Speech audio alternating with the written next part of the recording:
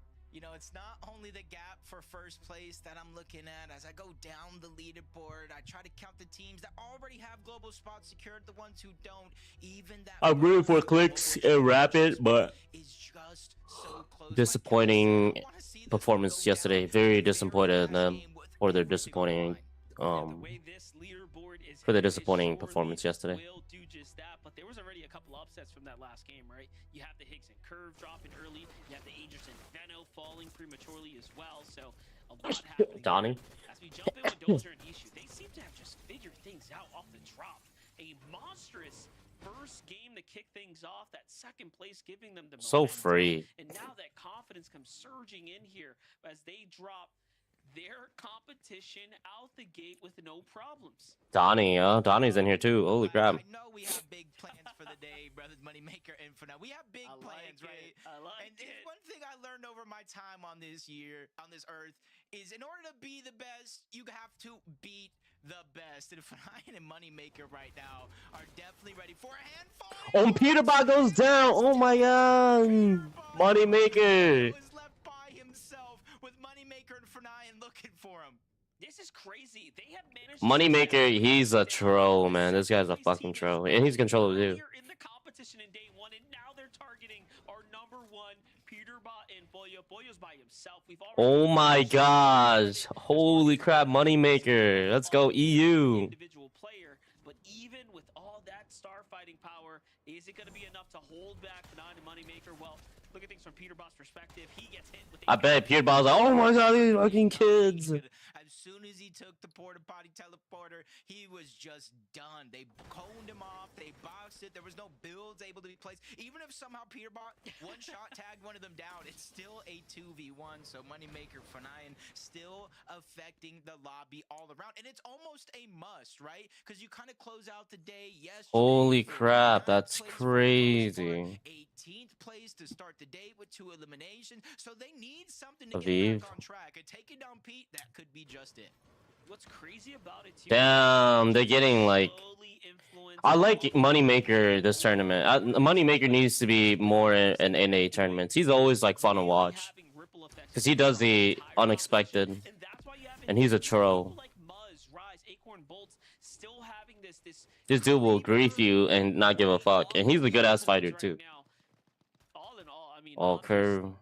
I'm impressed, right? I'm really genuinely impressed. Come on, controller, the best controller player right now for NA. Venno and Queasy. Remember the invitational? They're the ones who started it off. Batman Booga, he went back to his old I name. feel like everybody is Come on, Higgs. operating Stop in being the weak. plan. Rightfully so.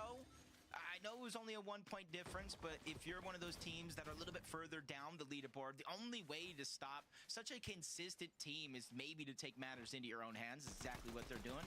Batman Booga and Curve, aka Higgs and Curve this time around, just lurking off their mountain a little bit towards that team down below, which was Paper and Zen. Again, just trying to get some early game surge. They have some of the most distance traveled on the map throughout the entirety of this tournament, so surge is a primary factor of their game plan. I just want to say, whoever's editing, Moneymaker Fanayan's video for the post-tournament, they're going to have the best post-tournament recap out of any team out there. Win or lose, doesn't matter. They're going to have the best highlights for sure. Okay, slow and steady for Clicks and Rapping over on this side. Uncontested for the most part outside of that left building. Low key though, like Clicks and Rapids not being contested, they should do better, man. Bump in their path as we kind of take a quick look at King and Craze. Vert just gets lurked on. Literally Damn. lurk so far. That's so sad. Key way to get eliminations, but as I was saying, Clicks and Rapid coming into the tournament, they practiced a lot with that cube, able to kind of bounce them far to get eliminations. But they're not doing it. So landing there, they don't necessarily have that same comfortability to use that as a part of their strategy. Yeah, they've almost forgone that as a part of the strat. And again, that's just because you don't want to really cross their paths, right? Or leave yourself exposed to them. Let's rotate. Acorn Bolts, though, facing a little bit of resistance from Curly and Jarvan. Oh, see, look at that. Rise and Muzz got their Surge Tower. These guys are prepared for a freaking endgame. The other side, back to their trusty and true strat. They haven't really changed much, right? This team has almost consistently played these towers, and it's just worked out for them.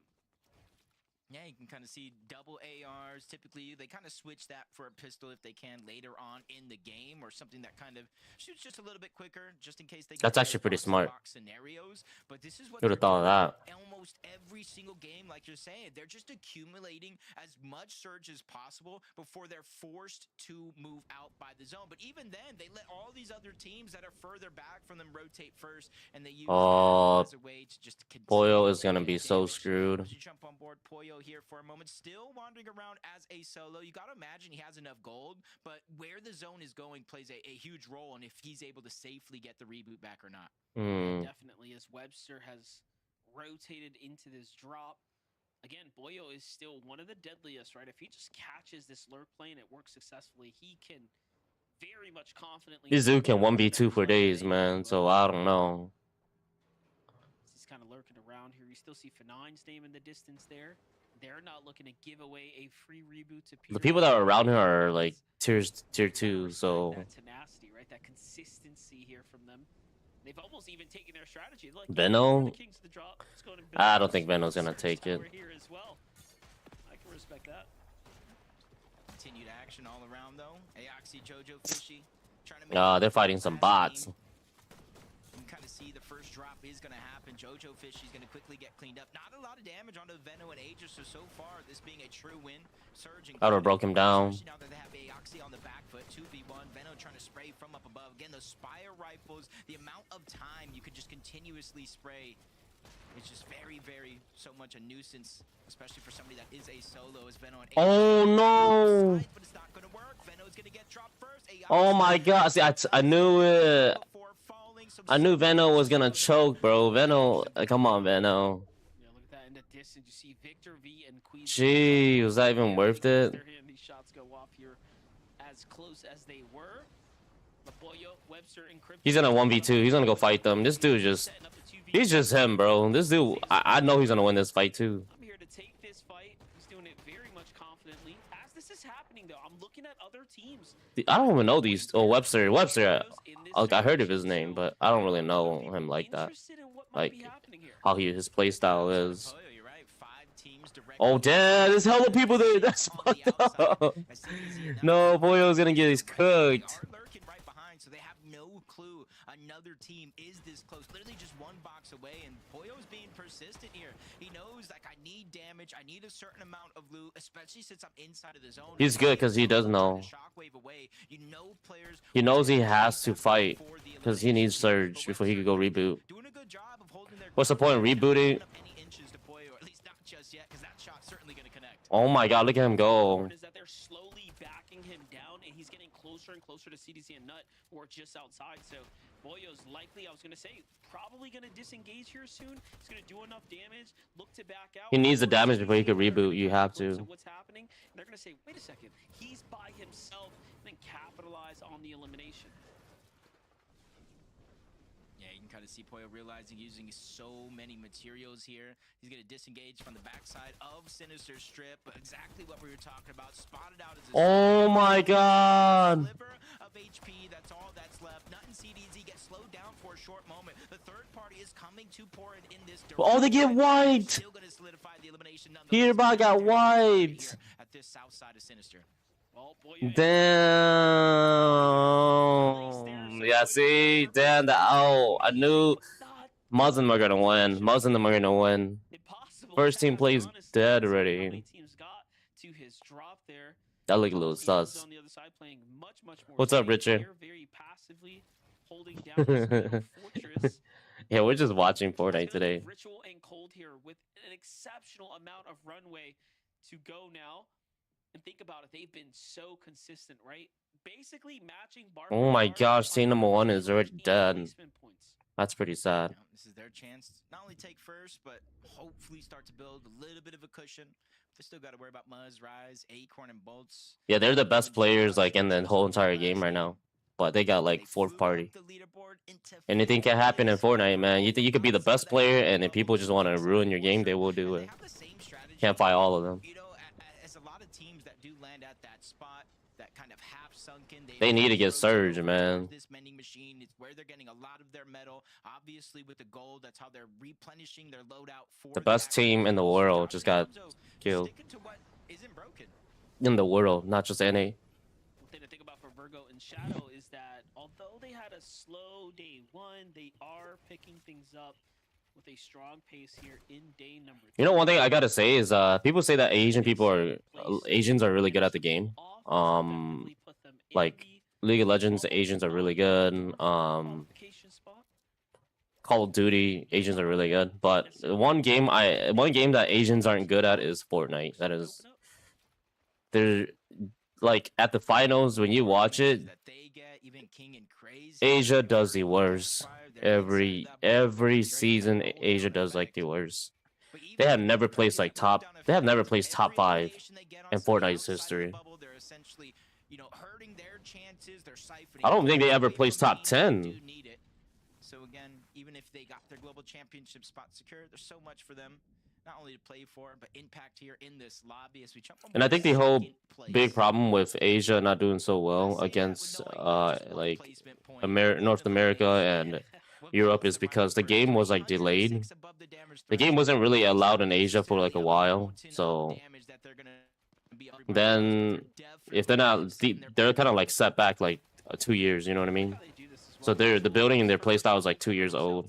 Okay, is anyone going to take shots that use that team going to take this and almost using it as bait to find tags on the way? I think these two's gonna have to move, man. Kind of take up Peterbot and Boyo's strategy too. I'm thinking that their prep is in obviously the lurk, but then okay, if we take down the team, Oh, they're way above. On, what do they normally do? As they just adopt the strategy, they almost become the team, basically. It's a very interesting way to play the game. I mean, I would follow those same strategies too, especially if I got that elimination onto Peterbot. Especially with both of them going down, but I did. Venom's back, huh? Acorn dropped, Void dropped. It was a trade 1-for-1, but with no eliminations, the revive is going to come back. Surge is coming in. For Acorn and Bolts, they just got to reset here in this situation. Oh, Venom. Doing it again. This is literally the same strategy for the most part that Venom used to come back from a 100-point deficit to win Major 1. I don't know about that. Ages went down. Oh my God, they're done. Venom and them are choking. And now they're looking to finish the deed here. This is a really big elimination. This is actually a potential pace changing elim for them right now. Venom falls here, and now this is going to be 2 back-to-back. Nah, he can't get him up. He has no gold. He only has 95 gold. With the idea, do I go for the revive? I gotta try to heal up. Acorn and Bolts are staring me down. So Ager's not gonna be rescued, at least not here and now. Venom needs a heroic. Oh my goodness, get clapped. This could be the game. Damn. Oh shit, look at that, third party. Diminish.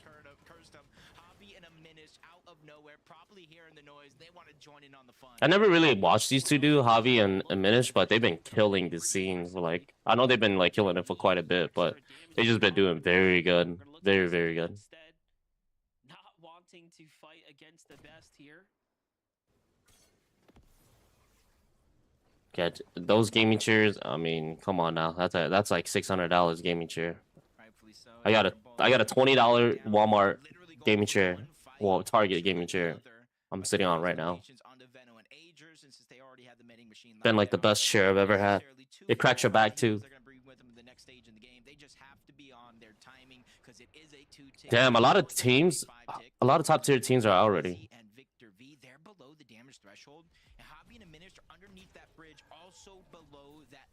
Oh, he's gonna have to fight. Bro's gonna die to Surge. They're gonna have to fight. They're gonna have to fight. Oh, they got it. Whoa, they got a Minish. A Minish, you're trash, bro. Oh my gosh. Wow, they just fed them. Free llama. So a nice way to kind of give them a foot in the door, but the problems are not done yet. Nah, especially since you're only 180 above the damage threshold. And I'm not going to say this is a max pull. You can see in the mini-map, there are teams that do have it harder. But Queasy from EU. Coming out kind of leaves you open open. Victory from West. I can't speak. So far has been clear. Maybe 1-2 teams in their path overall. So for Queasy and Victor V, they just got blessed with a smooth rotation. They have to watch out when they do get there. Acorn Bolts, Muzz Rise, Boogan Braids, even Golden Ozone trying to take that same path. Reed is getting smacked. Oh, Reed. I think Reed just went down. Very smooth rotate there to get him straight ahead. And now he's shockwaving up for high ground. I think Reed just went down. Meanwhile, Ritual I'm rooting for all controller players. comfortably solidified. So right now, mainly just Reed and in first place here. Reed and More Curve. consistency points.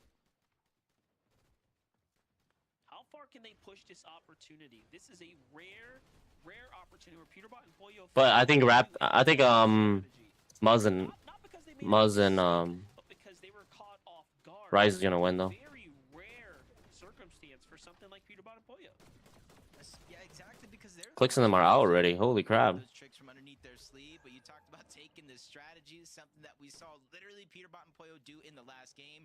Overstay at Sinister Strip, and because Moneymaker and Fnayan did, it is gonna pull back. So they gotta have the biggest blessing here in this game, along with Muzz and Rise. Their strategy to overstay on that mountain just outside of Calamari Canyon, working out tenfold, almost 500 damage above the threshold. They do have an item slot that is empty, so maybe they use some medkits to get here, but so far they got to be looking good as Rapid and Clicks. Oh, okay. Okay. They find that elimination on it. They're still here. I didn't know they were still here or not. I don't want to put a jinx out there, so I'm not going to say what I'm really thinking about Clicks and Rapid right now, but so far, so good. I will leave it at that. Yeah, so far they're doing good. Today they're doing very good. Clicks and Rapid on the ultimate low ground now. Well above the surge threshold, they have that comfort. They have max material. These dudes are so good when it comes to like getting past surge. Oh, they got the good AR too. 4 or so points behind that first global qualification spot, that 6th place in terms of teams that do get to qualify. So they're not too far off. So they don't even necessarily need a miracle run today. They just need to do good enough, or maybe hope for the downfall of others. But either way, they still got to play their game out, just like Batman, Booga, and Curve. Disaster struck in that last game. Went down. These guys they have no points today yet. That's crazy. But look how they're quickly bouncing back. Their mental game has No, not clips. Definitely. Listen, Curver has already expressed himself. These guys were killing it the first 3 matches and they just never did good. Oh, Moneymaker. Look at that. It's really changed him as a player. This guy got barely any heals. Can they perform? I'm looking at Queasy find Calixi in the feed there as well. Noxy Dozier still getting active too. Moneymaker and Fnayan have so much height over the other teams here, but I don't know what the hell height were they doing. Oh, what were they doing? They actually built across. Oh, Cooper goes down. Reed and Cooper goes down. Damn, Reed and Cooper are just getting destroyed, man. This is their probably worst placement they ever did on a tournament. They are getting shit on. Ritual and Cold that have something to gain with Peterbot and Pollo going down. Rise and Muzz can very well overtake them on the leaderboard as well. A few teams can rightfully do that, but as Moneymaker and Fnayan still looking good up top, you have to watch out. Threats is there. You got Clicks gets a knock. All right, nice. Clicks. Cold still lurking around, and even Clicks finding another elimination onto Noxy. You know, if the opportunity comes their way, high ground, they will try and take it. These two are doing very good today. Really have to be thinking about it now. All it takes is for you to continue to shockwave to the front side of zone and work your way up slowly but surely. As I say that though, they get hit to low ground. Meanwhile, back onto Higgs and Curve here. How are things looking for them? Not too bad, but out of the extra heals, so Oh, these guys are. He's almost out of mats. He has no mobility, no mats. Clicks is almost dead. no one is contesting high ground. Not even Queasy. Clicks is done. Victor V, they don't have heals. You can really see the problem starting to set Separated too. form here in the end game, but the placement points are finally starting to rack up here now as teams are falling here. Ritual Cold though, running things on the low ground here. This is Fucking crazy. very important. Clicks gets another knock. Clicks gets another knock. Why are we watching these dudes? Oh, they're doing good rapping. They're coming back. Moneymaker fell down. Moneymaker, what are y'all doing, you dumb? Oh my god. Yeah, see, I called it. These dudes are gonna win. These guys are gonna win this whole entire tournament. What's up, Common? These guys are gonna win the whole entire tournament, man.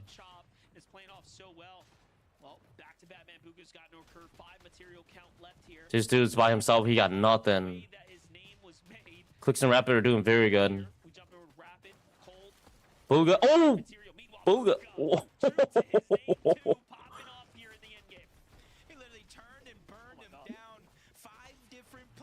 Jeez.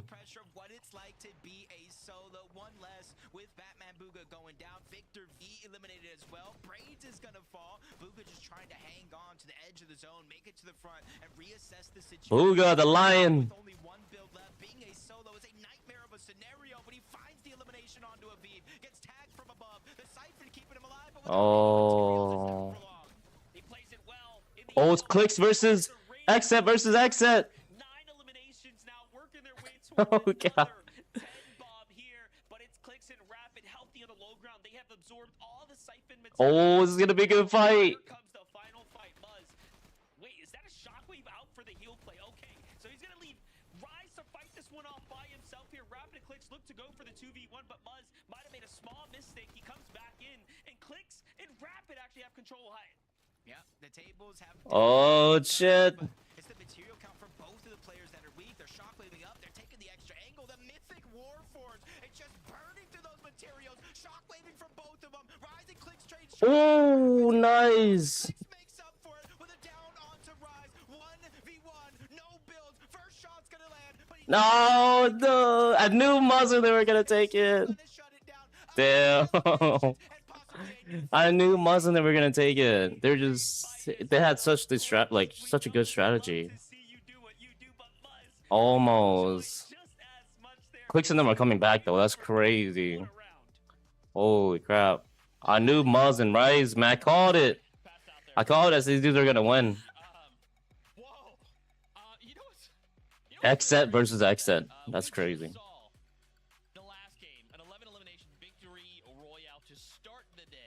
Damn. Oh, you guys like that? You guys like that action? Sweet, watch this. Oh my god. They're gonna win. They're gonna win. There's no way. GG's, yeah. I died in finals 90th place. What's up? 90th place, not bad, dude. GG's, yeah. What's up, comment?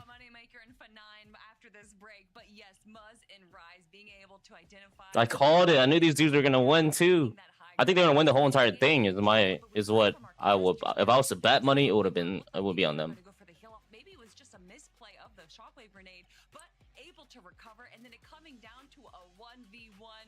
We got Xset versus Xset, and way to set our expectations. Absolutely incredible, Vivid.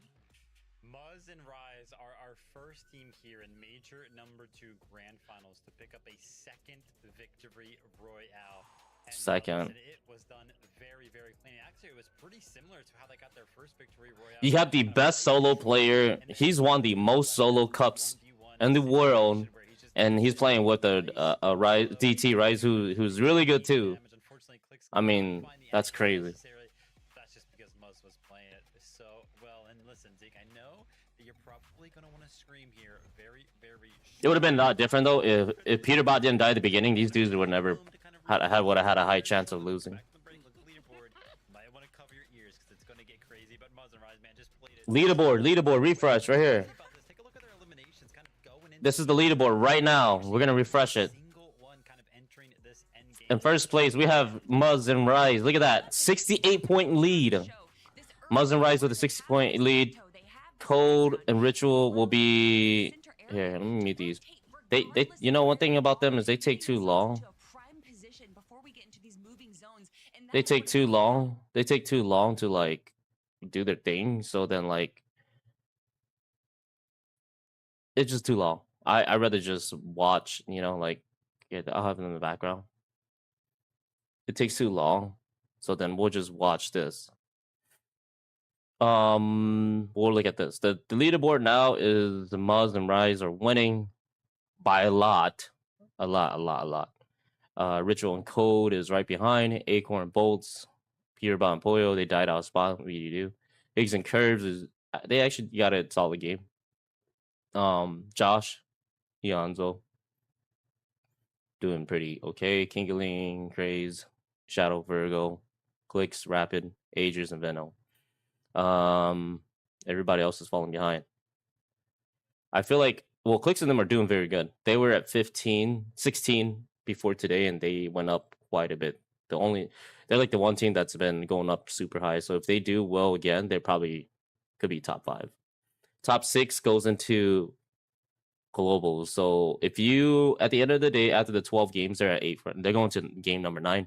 At the 12th game, if you win and you finish within the top 6, you get to go to, you get invited to the international one where you go against other regions like Europe, OCE, you go against Asia, you go against Brazil, South, they call it Brazil server, I don't know why. You go against South Africa, you know, their server too, so everybody meets up and they fight, duke it out to the very end. But yeah, that's only if you get top 6 at the end. For those of you that don't know. So right now these top 6 is it's a close game. Like Kingaling and them can easily come back. This is their point, how much they have right now. This is what matters right here, this number. And so these guys are really close to top 6. Well, these guys are all pretty close to top 6. One good game can bring all these people to top 6. They just need these people to fall to lose their spots. These guys can't make it to the next round. If they don't do well, then these other players have potential of coming up.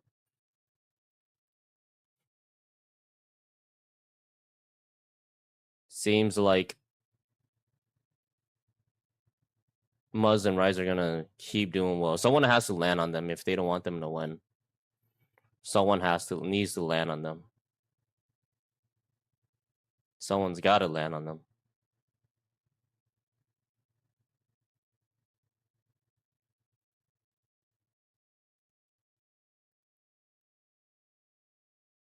Damn. And then the bottom of the leaderboard, we have Quick. Where I don't know these two. Damn, these dudes are struggling. I get it though. I mean, it's a hard tournament. If you don't have good ping, there's no high ping player here, is the crazy part. Everybody here is like 0. And if you don't have that, what are you doing? You can't even be in here. There's no point.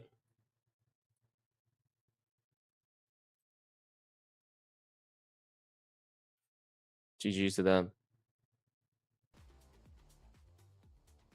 And all these people are young. Like the oldest person in there is probably like 20, 21 or 22, which is probably Clicks, I think.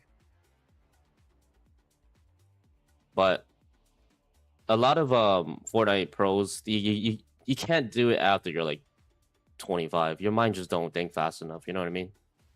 Your days of wanting to go pro will be over if you go past 25. You're just too old. You can't think fast like these kids anymore, you know? These kids are still young and they have nothing to worry about, no adulthood they got to worry about, so they just chill and all they do is game, and they're going to be ahead of you.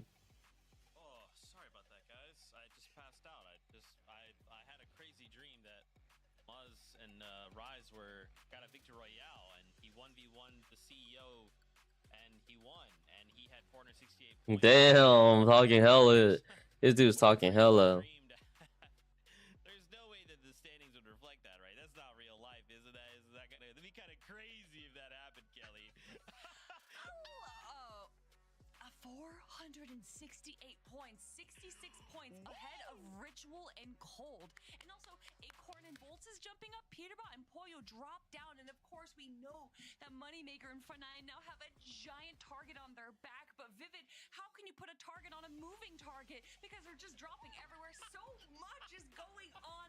But of course, we do have to look at what happened to Peterbot and Pollo in this game. Yeah, you have to look at that. Trying to make something happen. We've kind of seen this. Again, they were kind of expected to be landing somewhere completely different on day number 1. They decided to go ahead and opt to just kind of, land wherever they want to. Moneymaker and F9 kind of playing anti-strat here against Peterbot and Pollo, just kind of waiting for Peterbot to go ahead and take that porta body and into the loving arms of Moneymaker and F9. That being said, listen, You can see for the first time in forever, I feel like, since we've kind of, jumped into the competition yesterday, Moneymaker and F9 have actually left the top 10. They are now 12th place with 270 points. So the strategy is currently not working for those guys.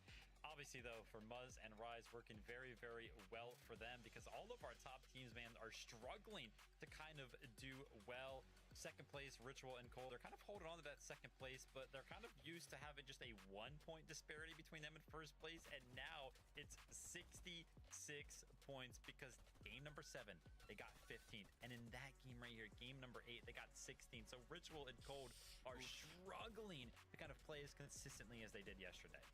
Yeah, you can just see between their loadout, comparing what we saw at end games from today and yesterday, they just don't have that many mats. They don't have any heals to go into this end game.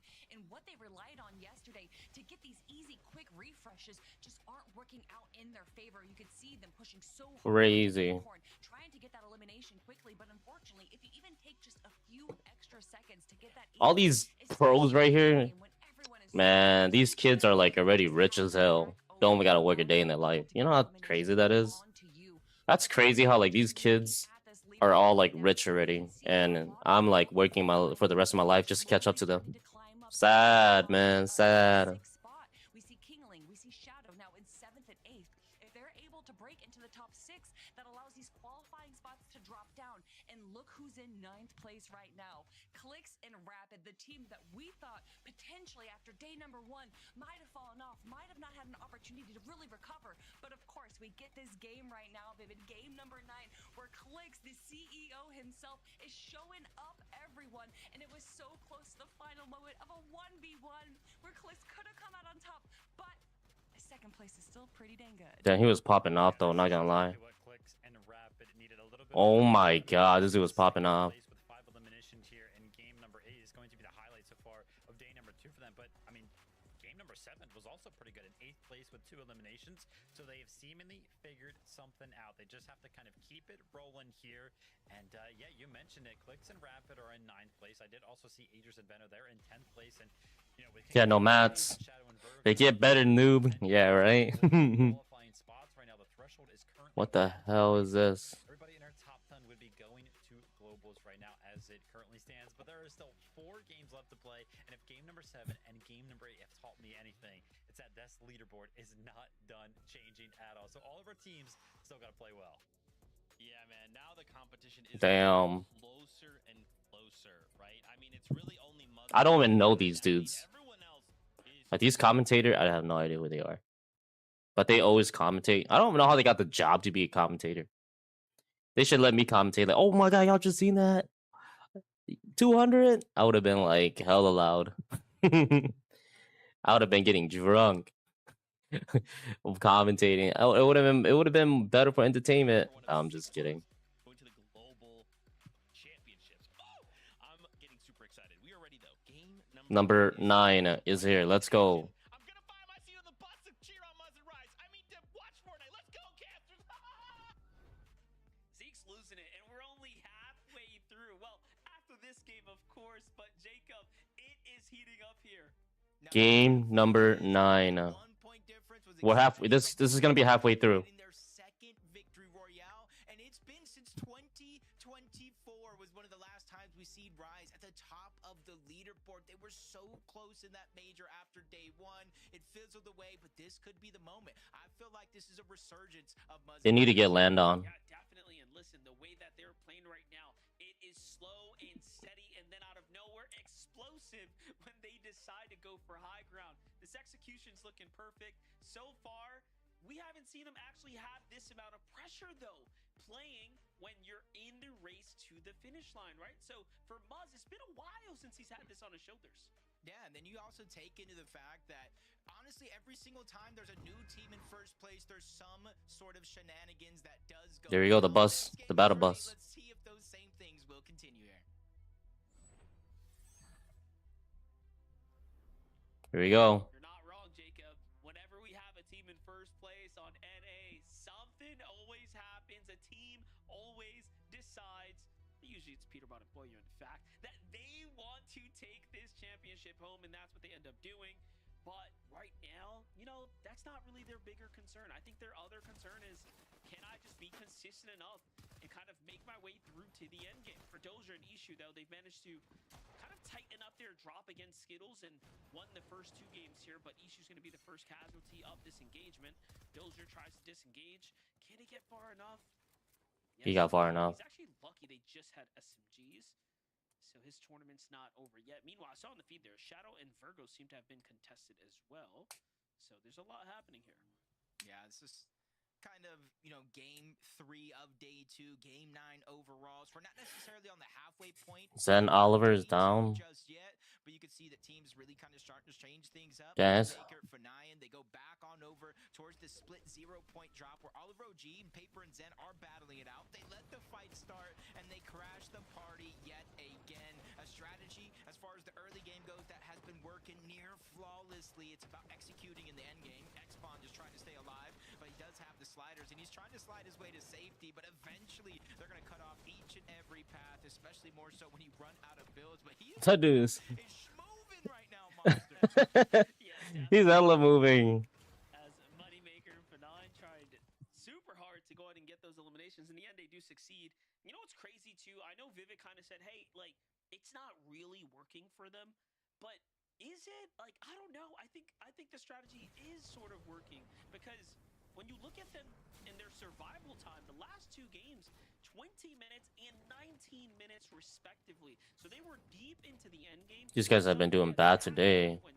They only got 8 points and it's already halfway. That's not good. Right now you need to be at least 70 points. And steal away a global championship spot.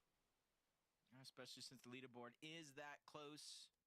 You know, not only you having a good performance in one of these games, but somebody else, like we've seen today already, you know, missing out on some crucial placement points. I think as Zeke was saying, top 15, top 16 or worse in some of these games, leaving a lot of points on the board.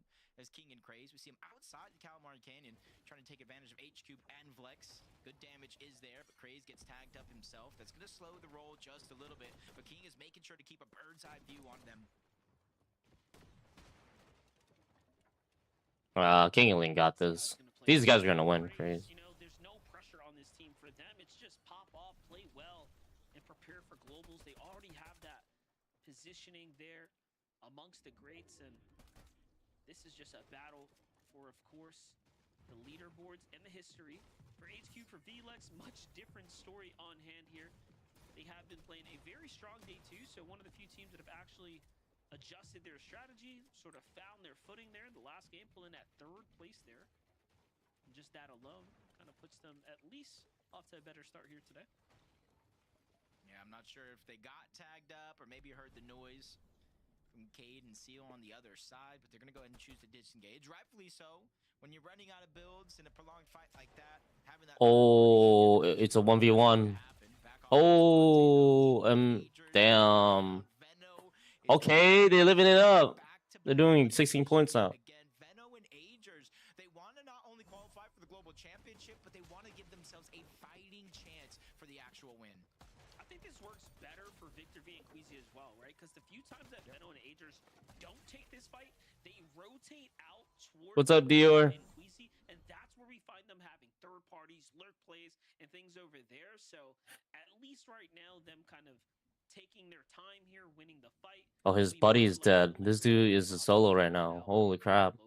That's not good. Something went horribly wrong here for Acorn, though. I'm not too sure what exactly would have happened, though. Yeah, my only guess is whoever that This is something you and Merc should be in. Yeah, right. I would love to, but my computer won't let me. Well, Fortnite won't let me because my computer's too old. I gotta get a new computer. I would love to. Luckily for him, though, the zone is kind of pulling off these shorts, so we'll see teams from Golden Grove and further south on the map start to rotate on out. 20 is actually in here, and I did not notice he was in here. Yeah, definitely. Well, How you doing, though, Dior? Good to see you. From their draw spot, you can see they're not sticking around for too much longer than they also have to. They've gone chase the team down, got a nice little set of eliminations, and back they come to the Sinister Strip. The last game told us anything is that teams will gladly rotate in here, so we already know now that Peterbot and Boyo have a lot. All right, damn. Okay, calm, man. No excuse, just play. If they don't even allow me to play. They say, nope, your computer's too old. You cannot enter. Oh, Moneymaker's down. Oh. EU goes down. Europe. Josh has been playing phenomenal today. Iamzo has been the consistent heartbeat for this duo, getting them out of tough situations, clutching up as a solo, and I think that is allowing for Josh to feel as confident as he has here today. What sucks is that that team that just got destroyed, like they came, well, one of them came to the US from Europe just to play. It sucks to go all the way to Europe, I mean US, almost across the country just to play, and then you're not doing well. About 40 points. So now that one of those few teams have fallen, this leaves a little bit of runway for someone to take away a consistency spot from a different team. These two have the most points earned today. Victory, Queasy, Angel, Batman, Joe, even Dozier and Ishu. Still plenty of opportunities as the leaderboard does go down. Just need to be able to not only have one big game, but close out the day strong. This game, Pink pineapple. Wait, what? What do you got, Con man? you're kind of seeing everybody begin to Good chilling, waiting on my food. What did you end up getting for food? From them here in day number 2. These guys are back at it again. Focusing on getting that storm surge. We saw their struggles yesterday where they were on the line below that damage threshold, and it kind of forces your hands. Now they just have a whole different freedom. Yeah, most definitely. Muzz and Rise have the most Spire rifle damage of all teams with 4,776. I ordered Popeyes. Ooh, that sounds good. Of this duo as well. Like we Did you get the regular ones, or you get the spicy one, or what kind of flavor did you end up getting? Way back to the early Scrim Q Snipe days, right? These are the guys that were a part of the innovative strategies of Surge Towers. They're used to playing high ground and going for tags for your primary means. I don't know who these people are. Except for Liam. Liam's pretty good. This guy's pretty good. This is the only dude I know out of the 4 that's fighting. And Taki down below. Probably just trying to get some early surge. You can kind of see relatively on E when it comes to those materials. So trying to replenish everything they're using and losing in these moments here. But for Liam J, Seek Taki, the longer and longer this one takes, the harder and harder it is going to be able to pick yourself up and dust yourself off and turn it into a phenomenal game. Still 1 tick per second inside of the zone. Making teriyaki wings and garlic butter wings. Damn, okay, eating good. That's the only real HP he's going to be able to get back. Yeah, that's pretty much the last of the squeeze there. Well, Liam and Jace, they've kind of had enough here. I'll turn it up so you guys can enjoy it. As well. You saw the first zone closing somewhere around that Sinister Strip territory of the map, so quite a fair bit to travel here.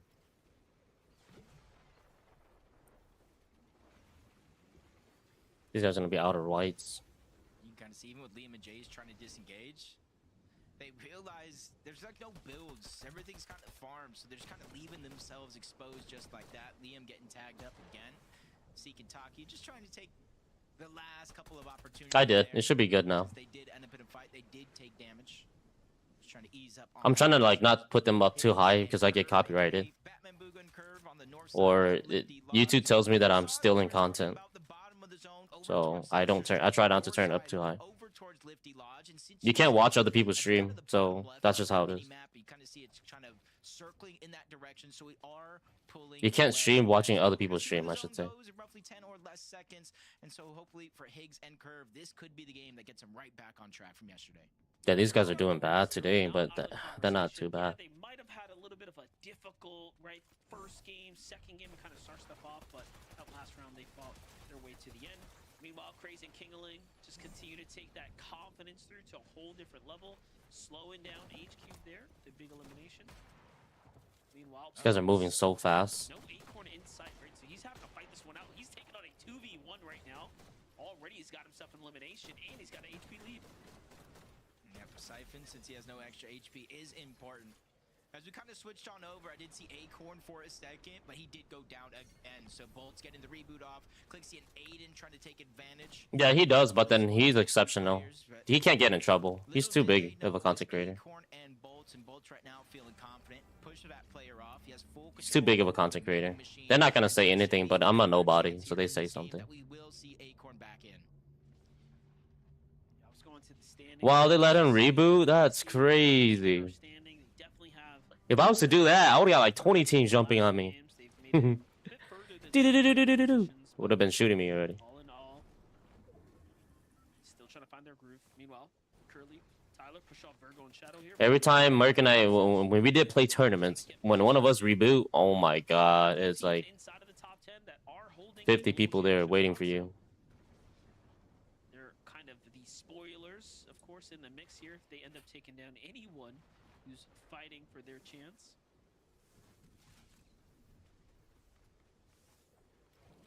And typically with a lot of like these lurks and these plays, is kind of those global championship spots that are already secured. I don't know if these two will clutch it up. If no one contests Peterbots and Poyo, then they're definitely gonna come back and win. Peterbot and Poyo just gonna let them rotate past, but Shadow and Virgo unknowingly rotating directly into King and Crazy. Literally in a matter of seconds, you blink, you missed it. Shadow and Virgo actually take down King and Craze. This is excellent for everyone else. Oh, that's like top 6 right there. Top 6 team. Another team that's already called. So, you know, no harm, no foul to everyone else who is One team, yep. 7th. 7th is dead. Shadow and Virgo really flexing their strength here. That's not good. You can see as you kind of look at the leaderboard, specifically going into this game, there's Muzz with that 66-point gap, and then it's a 10-point. Props to you playing FNCS finals on a different monitor while watching FNCS, acting like you're not playing FNCS finals. No, I'm not good enough, bro. I would never want to act like I'm in it if I'm not good enough. I know my lane. I stay in my lane.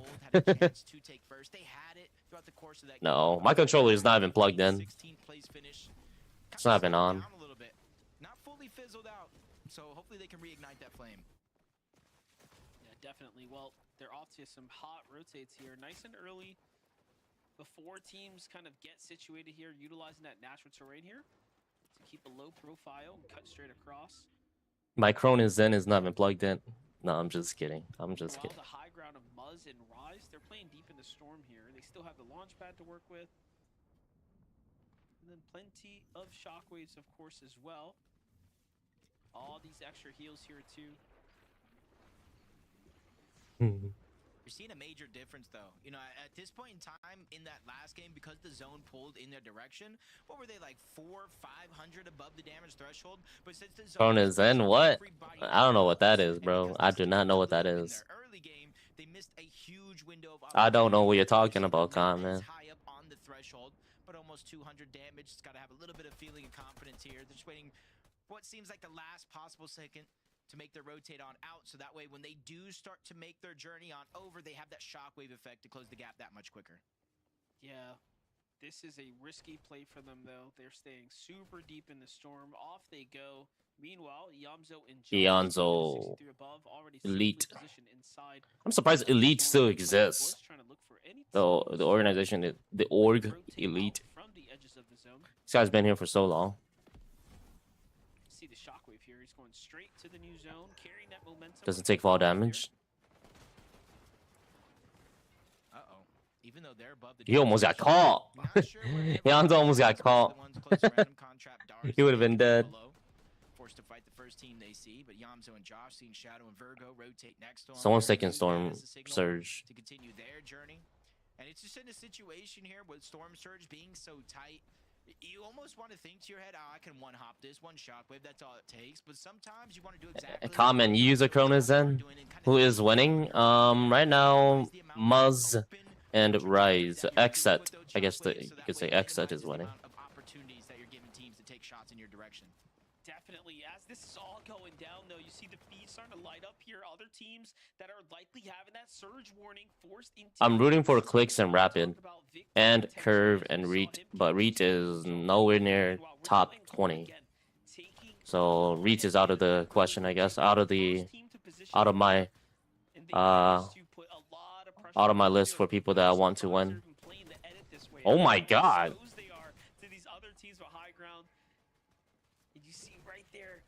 Full burn from Curve and Venno take down Queasy as they try to rotate through.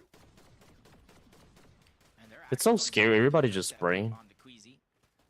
Ritual, though, not necessarily getting distracted with anything that's going on their right side. They're just trying to kind of put the zone in a little bit of a funnel and focus on that. You know me, if they were shooting me like that, I would have tried to build the floor and I would just died. Oh, Victor V is dead. Victor V is dead. In the last 3 games of the day to try to make their dash towards the top side of the leaderboard. I don't think Victor V is I wouldn't say he's a tier 1 like Loki. I feel like I don't know. I just don't think he's too he's young, he's got potential, but I don't think he's there yet. He needs like 2 more years and he'll be there. Victor V is good, don't get me wrong, but like I said, I don't think he's tier 1. Some people here aren't really tier 1. They got here because they got very lucky winning. You have Cooper already playing some high ground. That's the first that we've seen from them. Meanwhile, Clicks and Rapid sticking to that low ground that worked so well for them last game. Only down to 2 shockwaves, so have to start preserving here. Curve is dead. These two are choking, man. These 2 dudes are choking. This is where things can start going. They just these guys were killing it yesterday for the first hour. Now they're just getting destroyed. This is going to be tough if Curve can't pull some placements. Yeah, especially since when I was talking about that gap earlier on within the top 10, it's a Peterbot and Pollo with a little bit of that gap, 42 points going into this game, so they got to figure out a way to close it. Even though Peterbot and Pollo are not necessarily the competition for global spots, they're the direct competition for the top side of the leaderboard. Shadow going to go down to Tyler. Peterbot Curve is done. Unlike many of the other games so far, not necessarily peaking for the high ground, or at least not early. Cold. Cold pick up a couple of eliminations themselves. It's still an all-out battle for that first place spot. That's a devastating elimination, by the way, onto Dash and Noxie, who were on the bubble for qualification, getting themselves in through consistency. Now that's going to be a major setback. They only earned a couple of points here for placement as we're inside the top 20 now. I'm still seeing Venno standing there in the distance. Is Venno going to come back up? Venno's been choking the whole day. So that's really strong. But for Peterbot and Pollo, you saw that almost every game that they've managed to comfortably make their way towards, and they have fought for the high ground for the most part. They are no strangers to, of course, battling for it. Meanwhile, Bolts and Acorn talk about coming back. Oh my god, these guys are coming. Yeah, I was going to say that. These guys are coming back. Yeah, we're still waiting for that big Bolts and Acorn game together. Jeez. And that's something we've seen. Oh, Curve is dead. The mid-air eliminations. It's kind of like the guy that you Reet and Cooper on height? No way. They connect from one place to another, trying to hold their position up above. Clicks and Rapid down below. Get aggressed on through the side. They quickly answer that one, backtrack in their steps, but it's only gonna last for so long. There's so much pressure coming around from all around the lobby. It's one team and then the next and then the next, so they have to be on their toes. Rapid making the smart call there to get off the layer as well. For a second, I was like, oh no, you're leaving Clicks behind. But luckily, they managed to connect it back together. Curve, though, we put the pressure on him. You can see he's still holding it down here. Oh, Curve is Curve is really good as a solo. Can we trust in Curve to clutch up? He is very good solo. Either way, though, it's working right now. Big pressure coming in. Shots raining down. Ritual also playing this one out by himself. This is important for Ritual as well if they want to raise for first. There's only a few people I know, like I've seen a lot of clutching is Curve, Pollo, Clicks, and that's it.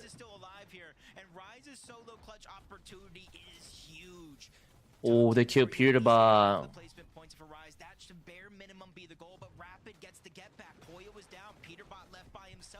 Clicks and them are doing very good, man. They're on top right now for today. This is getting really interesting. Curve still finding eliminations as well, and gets the key follow-up. That's a top 15 and some extra placement points, though. Just a little bit of cushion to work with. Getting back into the action now. I still see Rise standing. I see Peterbot up as well. Rise, though, taking a Rise is done. This is spot number 1 team right here. Opportunity to get in there. He's going to end up following close on their trail here. 50 HP in the chug. He's got no mobility, no heals. There's a clear breakaway moment, but look at this on the other side. Josh falls to the hand of Peterbot. That's a big elimination there because Rise picks up another. The Siphon, the 140 on the chug jug solo on solo action. Rise is making sure nobody has a chance to really close the gap, but Bolt sends it flying up towards the high ground. They're alive together as a duo, but Acorn might have been late to the party, which means Bolts just got tagged up time and time again. Reet and Cooper from two different sides, continuing to shockwave up, and they return back to their glory on the high ground and even get that elimination on Acorn. Wow, Reet. Okay, Reet. Okay, Reet. It's gonna be tough, and then whoever times it next usually comes out ahead. And this time, it's Venno, it's Agers. The storyline for this. Are these guys gonna come back? Oh, he kills them. Back on NAC now. This is how you make up points here. Yep, he did it in Major 1, trying to do it here again, but another phenomenal clutch so far from Clicks, getting those points. Clicks is killing it today, y'all. This dude is killing it today. The most points right now. Right here is keeping them in the bubble, but Booga Braids, who also still need a big game. Golden Ozone, who also still need a game to get inside of the top 10. They're all down below. They're the ones that are more than likely going This to is dead. next. As Golden goes down, Braids gets the elimination. That's their 7th one up. Oh, Booga and them are killing it today. Around this lobby and targeting from the high ground. That's just making it hard for them to breathe. Yeah, I think Venno actually lost track of Ozone, who's playing the Storm right now with a quick heal off. This can go either which way. There's still another player there as well, but no. Okay, Venno. Okay, Venno. Eliminations now. Reed's up top. Oh, Reet's still here. And it's a 2v1. Reed comes down. He's up. Wow, Venno and them came back. Agers and Venno fight their way back into the Wow, just talking shit about Venno. This game, around 10th place on the Nice. overall leaderboard. Even with these roll down spots, it's Nice. no Good job, feeling Venno. of That was good. comfortability at all. So they came in, they swung for the fences, and a victory royale means they hit the home run. Rising up the leaderboard, they go, Zeke. Guys, listen, guys. All right, leaderboard. These guys takes forever. excitement, okay? We need to calm down. Kelly, have we had 3 games in a row? All right, leaderboard time. Update. Pen gives you the faster update of who's where at and stuff like that. So right now we have Muzz and Rise still in first place with 514 points. They have still is like a 58-point lead, which very hard to catch up.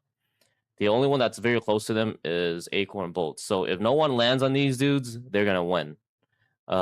Acorn Bolts on second place. Third is Ritual Code. 4th Peter Polio. 5 Agers Venno. Venno then climbed up pretty high just from that game itself. Higgs and Curve 6. Josh Eonzo 7. Clicks Rapid 8. Golden Ozone 9. Shadow Virgo 10th. So Kingley and Craze fell down pretty far. Booga and Braze were like top 40 yesterday, and they got 200 points today. So they went from top 40 to 12 and within 3 games. That is insane. These guys are probably going to make it to the top 10 for sure. I don't doubt that at all. The Reed and Cooper were struggling yesterday. They're doing very good today. Victor V and Queasy has been staying at 15 from yesterday till today too. So they're doing pretty. They're just steady, but not the greatest. Other big names that I will try to talk a little bit about. These two are doing very well today, Josh and Yanzo. They're doing very good. A lot better than yesterday. Teams that are falling off from top 10 will be Moneymaker, Kingeling, Higgs and Curve. I don't want to count them out, but they are definitely doing very bad today. Today's game alone looks like they have been a 36, 0 Elam, 11 place, 1 Elam, 15 place, 6. They're not doing good at all. Today, they're falling down pretty quick. Top 6 secures you a spot at the Global. There's about 5 teams that just need one good game, and they can definitely qualify for Global. So it's very close. Not that far away. Poyo and Peter are doing very bad right now, considering they got key. They got land on from one of the games, which is pretty messed up. Where can I find this to hear what they're saying is on Fortnite? I've only heard like one of them. What do you mean? Like for who? Like the what I'm watching? It's on YouTube. So right now, Muzz and Rise is really up there. Clicks in them have been doing very well. They were at 16th place. They're now at 8. If they keep going the pace that they're at right now, they can potentially get top 3. I don't think they will get first place, but they would definitely. They're not winning this FNCS. They're not. If you guys are wondering if they are, they want to win the next FNCS. They have to win the last 3 games, which is game number 10, 11, and 12, which is not going to happen. Winning 3 games in a row. I'm willing to bet on that. Not with Peterbot not getting land on and Muzz and Rise doing very well. Muzz and Rise are definitely, like I called it from the beginning of the stream. They were like at 4th place or something. I said this team's gonna win, and look at them. They're killing it. They have a huge gap between first and second. I feel bad for Moneymaker and them. They were the reason why Peterbot is now in 4th. Without them, Peterbot and them will probably still be dominating, and probably will be Muzz and them wouldn't been up here. But as of right now, leaderboard looks very stacked. Everyone's like relatively close to each other. The only one that with a big gap is pretty much Muzz and Rise. But you know, it's only halfway of the tournament. There's still 3 games left. Anything can happen. Clicks in them already went from 16 to 8, so they went up 8 spots, and within 3 games, anything can happen. Not saying that no one's got a chance to win, but I feel like if you are not popping in the 200 range right now, there's really no way of winning. But if you are in the 200 range, there is a way of getting to top 6 at least. Everybody just wants to get to top 6 because top 6 secures you a spot at the global FNCS, which is the biggest tournament of all time. It's like the one time happens like every season, and it's the biggest tournament there is. It's almost like the World Cup, but then it's not to that level. It's right below the World Cup where Booyah won, right? It's just right below that. Are there any of them new players? No, I really want a no-name duo to win. I've been wanting that to happen like every season, but every time it's always the same people, you know. Karma, it's always Peterbot, or it's always Code or Ritual, or it's always Acorn or Bolts. It's always the same name that's always up there winning, you know. And it'd be nice to have like, I don't know, Alongo and Boji to win, Khan, Darzi to win. I don't know, Catman, Havoc to win. I don't know. I want these people to win more than these people up here. Not because I don't want to shit on these guys, but it's just seeing the same shit over and over. It kind of gets a little boring. Like, we already know what's gonna happen. You know what I mean? Like, we need something new in the atmosphere. We just can't be having the same people win all the time. And I hate to say it, these people are winning because they have the biggest support. You know what I mean? The biggest support in their system. And these people down here, they probably don't have the biggest support. But these people up here too, though, they do play a lot more. I bet. I'm sure they play a lot more. Their stats online don't lie. Like let's look at Peterbot, right? The number 1 player in the world. Within his lifetime playing Fortnite, he's earned, oh my gosh, what the hell is this? Lifetime of playing Fortnite, he's earned $926,250. So this dude almost got $1 million just playing Fortnite. You know what I mean? He's right there. I mean, what do? You can't stop him. You know what I mean? You cannot stop him. But I do root for like a lot of I prefer the newer people to win. I want the newer people to win, but it just seems like that never happens. And I think the big part of it too is a lot of these people on the top fight each other all the time. They don't fight these people down here. So these people down here don't know their play style. Can't really learn. It's like the rich gets richer in this situation, you know, because these people are always fighting each other. They're all best friends and stuff. While these people are nobodies trying to get up there, they can't because they don't get that. I'm sure they play these scrims and stuff too, but it's just they just can't get up there because they just can't get the right fighting. Like if I was to fight Peterbot and Poyo all the time, every day, and they were willing to help me out, I think I'll get better at the game too, right? But then it's the same thing with these guys. If they were getting the help that a lot of these top tier pro players are getting, I'm sure they would do very well. That's just not the case though, you know. Every 100 years, yeah, you and me both. It'd be nice to see someone new win. Yeah, very true. I'm rooting for new people as always, but you know how that goes. Together, and I feel like they fell just a little bit short here, and that's why they weren't able to convert. Game 10 starts in 2 minutes. But I say that I'm being a little judgmental. They're in second place. They're still climbing the leaderboard, Vivid. Yeah, still keeping things going here. Now, there's something kind of happening on page 2 here on these standings. Let's go ahead and take a look at it. Oh. Now, I don't want to freak out. I'll be right back, chat. I'll let this keep running. You guys can watch it. I'll be right back. Brazy, go ahead and freak out for me, man. Go ahead and freak out. Mic off. I mean, this has been a crazy day 2 so far. Let me go ahead and set the scene for everybody at home. After day 1, Bugha and Braids had 86 points. They were in 28th place. They have flown all the way up in these first 3 games on day number 2 to 12th place. And their placements in these 3 games, Kelly, it's been crazy. They've gotten 4th place, 4th place, and 4th place. They've gotten 4th place in every single one of the games here on day number 2. Listen, I'd be lying if I was to say that I'm not excited to see how well Bugha and Braids are doing. A little bit of a shock for our players to come into day number 1 having not necessarily the best performance, but then to see them clearly reviewing, voting, making sure that they are changing whatever fell short in day number 1, and clearly that has worked out. And it's not just working out for games number 7, 8, and 9, but you can see that they're able to grab more and more eliminations for these games. So not only have they made improvements from day 1 to day 2, but they're also making improvements throughout the games in the day.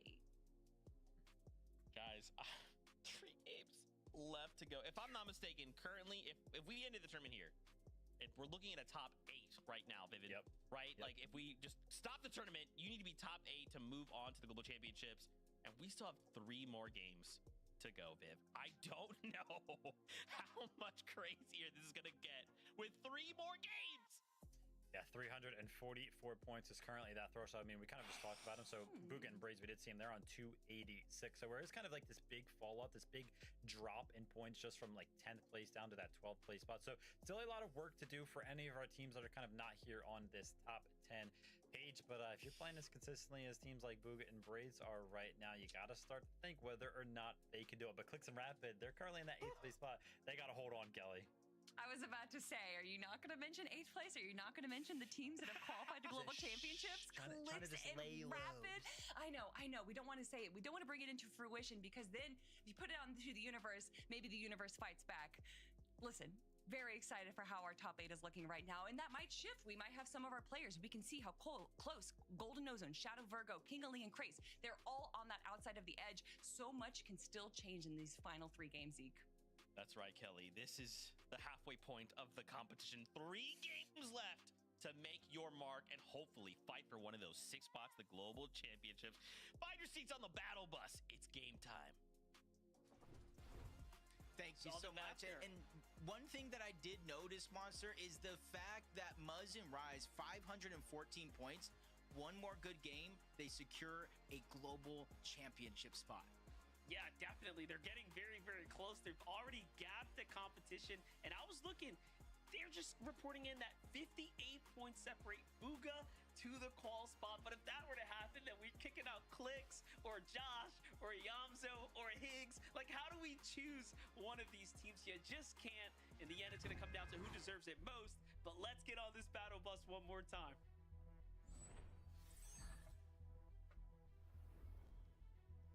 Teams outside of the bubble, teams inside of the bubble.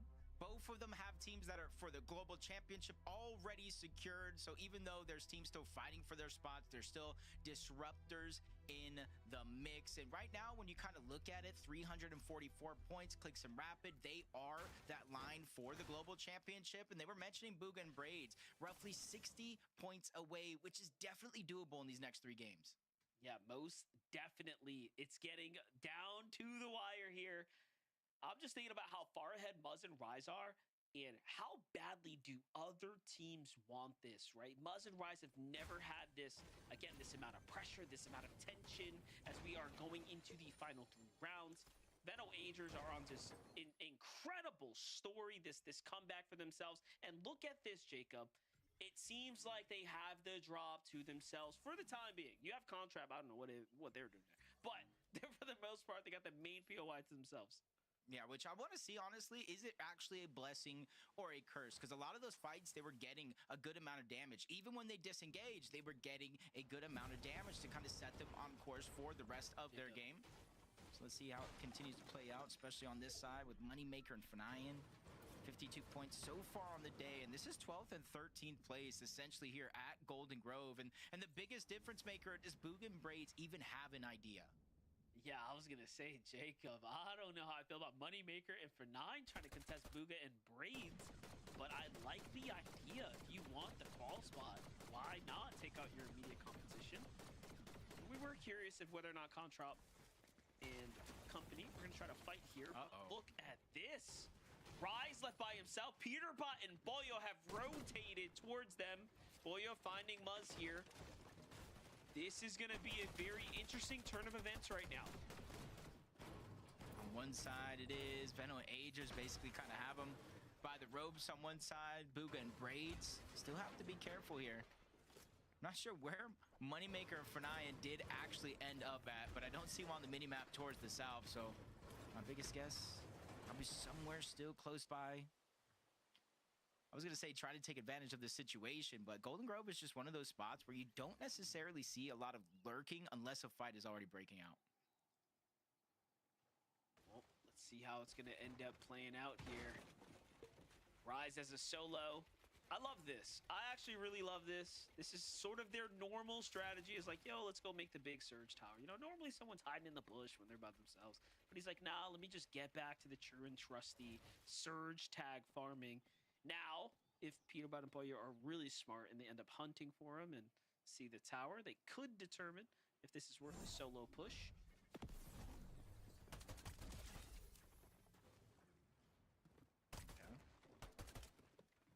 I know in the beginning you kind of mentioned, not sure what necessarily going to happen. Contrap and Darzi were going Golden Grove for the majority of this tournament.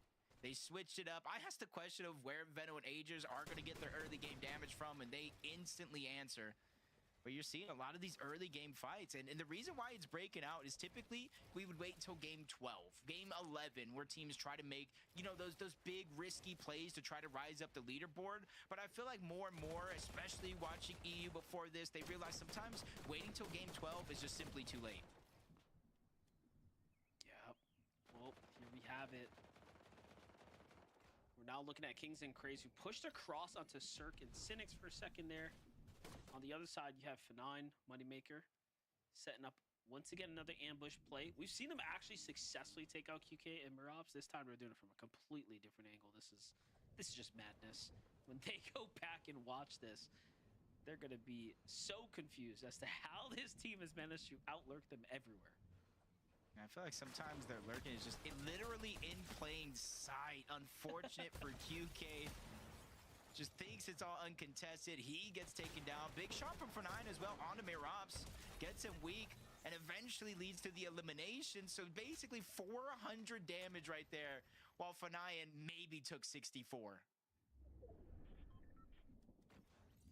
Big eliminations there.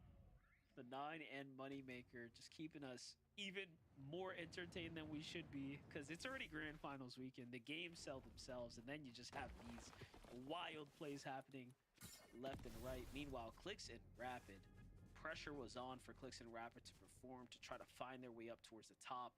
They managed to do just that. And look at this. I actually really like this setup right here. You start thinking about what Clix and Rapid have to deal with. Well, it's their immediate competition. It's Booga, it's Braids, it's Moneymaker for 9. You could take them out. The gap between you and everyone else is 100 points. That's a whole game buffer, which means they could be 2 decent games away from a shoe-in qual spot. Man, I just like the way they're pinpointing some of the players. They're not necessarily going after global qualified teams, like you're saying. The ones that are in the same hunt as they are. And they're turning the script right now, potentially on a Moneymaker and Fnayan, but they go off towards the right, which isn't necessarily a bad thing because now they're separated. Not necessarily a big amount of damage onto Fnayan, especially with Moneymaker shockwaving back up, trying to return back into the same box.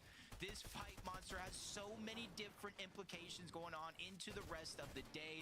Somebody will fall below and behind the curve, and you can see Clix immediately still getting aggressive. He's fighting for a little bit of control because he doesn't want to let this opportunity slip through his fingers. And on the other side, Peterbot and Pollo, they're continuously trying to hunt down the first place team of Muzz and Rise. Tournament implications after tournament implications. Peterbot, Pollo hunting down Rise. They've already gotten Muzz. Rise now down to 9 builds, barely anything else to work with. No shockwaves to disengage as Peterbot and Pollo are looking for him. Meanwhile, Rapid and Clix just trying to fight their immediate tournament competition here and now. These are two different teams, two different things on the line, but one singular goal, and that is success. Just trippy situation for Rise. Probably hasn't had his hands sweat this much in quite a long time. He can't even disengage because it'll give away too much audio. Pollo and Peterbot may not necessarily know exactly where he's at, but he knows he's in that mess of a building somewhere. So as long as they stay persistent in trying to find him, they will figure out where he's at. Getting the elimination might be a different story because we do have a second team also in the distance. To say, what are the odds they just break the entire base of this build? Like, drop everything, because that is how committed Peterbot and Pollo are looking at the given time here. Then you have Dash and Noxy down low. Again, another bubble team that is looking for a qual spot. But Peterbot and Pollo are fighting for first right now. If they can take that Muzz and Mic on. Well, it seems like Peterbot and them are fighting team number 1. They want to take them out so they can win. Oh my god, team number 1 is done. Team number 1 is done. Oh, team 1 is done. Oh, man. And what are Peterbot and Pollo going to do with this opportunity? Is the Team 1 is out. Yeah, right there was the biggest obstacle to overcome. Muzz and Rise over second place. Monster had a 58-point lead. Over Peterbot and Pollo, a 93-point lead. So just them going down here simply just isn't enough to overthrow a team like Muzz and Rise, especially considering, you know, everybody down below. Bananas are yummy. Yeah, they are. Very yummy. Today, but throughout the weekend, that mistakes can and will happen at certain points in time. So other teams still need to have that solid performance here, just like Acorn and Bolts. They have picked up the tempo here. They have been playing phenomenally well as a full duo as opposed to separate solo clutches. So again, this one, when it comes to the NA FNCS, has to be so exciting no matter who you're a fan of. Or exhausting if you see your favorite teams get so close and they get pulled back into the water. That's what we're seeing with Muzz and Rise, who have now been parked on ice with their 60-point lead. A 60-point lead for y'all watching at home. If you've never really watched how close a tournament competition might be, it might feel like they're so far ahead, 514 points versus everyone else in the 400 range, but that is only a good game. Yeah, one good game takes it. But with 3 games left, this and 2 more, it's going to be a super close competition now moving forwards. Reed and Cooper trying to set up the rotation in the backside of Wonky Land. Reed versus Venno and them, huh? Venno and them wins this fight. They win this fight. Doing a good amount of damage onto Reed, not necessarily taking too much damage back as they continue to rotate out. And that's the thing, little victories. Venno and Agers, a little bit of damage here. Venno and Reed, I mean, Venno and them are just better. But they still have to be careful. Aiden and Clixie on the outskirt of Wonky Land as BRB. well can disrupt everything they have going on. Like this from Yamzo and Josh as they're Mic trying off. to do anything risky here, playing this massive base. Yamzo at the bottom side to see if anyone ends up coming up and out, just to try to look and fish for some tags. And in the end, they are slowly creeping their way up, staying relatively consistent, and honestly starting to pull ahead, get closer as they get closer and closer to the top 5. Yeah, not necessarily safe yet. They're inside of the bubble for that global championship spot. But again, 37 points is all team like Golden. I would say Golden and Ozone, but they already have it secured. So they actually have a decent gap over the competition. Outside of Clix and Rapid, the next team they do have to worry about is Booga and Braids. See where the zone continues to pull towards the southeastern part of the map, over towards the Shaken Sanctuary. So again, coming into today, Curve and Higgs had the most distance traveled on the map by far, and I think that's going to continue to be the case here, all the way from Lifty Lodge. And you can see there's one of the few teams that cannot play into that heal-off win condition because the amount of storm they actually tanking. Yeah, unless you get an incredible elim along the way, which refreshes you, it's so unlikely that they're able to do that towards the end game. Well, what was working for Breeds and Bugha seemed to continue to be going that way. They still have a little bit of damage over the Surge line that they need. And then, of course, they're sitting on a multitude of extra heals here with the Mending Machine in sight. And the zone's kind of on their side, so this is a pretty favorable Game 10 for them. And you can kind of see why. They were getting 4th place after 4th place after 4th place to start the day today. And honestly, this is something that we've seen Bugha do, even qualifying for the last global championship. It came down to the last game, but it was consistency in the end that really kind of helped pull him through. As Clix Rapid trying to get another elimination here. It's 20 caught out by himself. Chimp already out. So even though that's their 2nd elimination of the game, that's 8 points of straight eliminations alone. Yeah, I was really curious as to why they would have taken that fight, but clearly they had a massive advantage. Clix and Rapid had plenty of damage going into that. It's not like they needed any surge or had surge issues. That just surely sets them up even further away from having those problems. And then they pulled the zone, so now they're sitting on zone, max material, extra heals to work with. This is actually very good for Clix and Rapid. Game 10 seems to be put in the bag. Not only them, but Liam and Jace. Mic on. Bolts, maybe Madden and Chance as well. And kind of they're on the edge of the zone, so they're going to be able to look towards the side and continue to kind of hurt anybody's chances as they make their way in. Ritual and Cold, not too far away. Mic off. Peterbot and Poyo, not only in-game, but on the leaderboard as well. 3rd and 4th place, staring each other down before Webster and Cryptid make their appearance, gain the attention just a little bit. Any damage is better than no damage. Keep pressing in this game, but it's a far pool for everybody involved. How incredible would it be if Peterbot and Poyo clash against 2nd and 3rd on the standings, you know? Either way, though, we won't get to see that here. Now we get to see Kayan be the first to fall here as they get the big elimination and the refresh there. That's Siphon, that's extra material, and plenty more to take for the road here. He thought twice about the chug, hoping that it was going to be full. Instead, they're going to use it.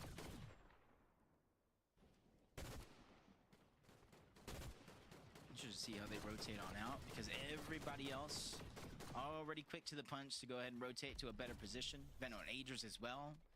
Kind of built their base on the line and kind of using that point of view as their advantage. Already getting some good damage onto one. Now looking over at Okus and Zonda, getting damage onto them as well. And the zone is hurting right now. 2 tick per, and it's going to quickly move into a 5. So they are literally on a less than 10-second clock to try to make their way in. And even when they finally do, they're still in the line of sight of Venno and Agers. Good pressure coming out from them. Even now, Agers, Venno thinking about chopping down those builds there. I'm just gonna go ahead and break that foundation out. There's no way this team dips back into the storm there either, so there they see them reinforce. Just continuing to give them something to think about. Oh. No, wait, Venno went into the storm with the side angle. Venno is the lurkiest player on the NA region at the moment. I don't care what anyone says. He just plays outside the box. This is why he's so successful.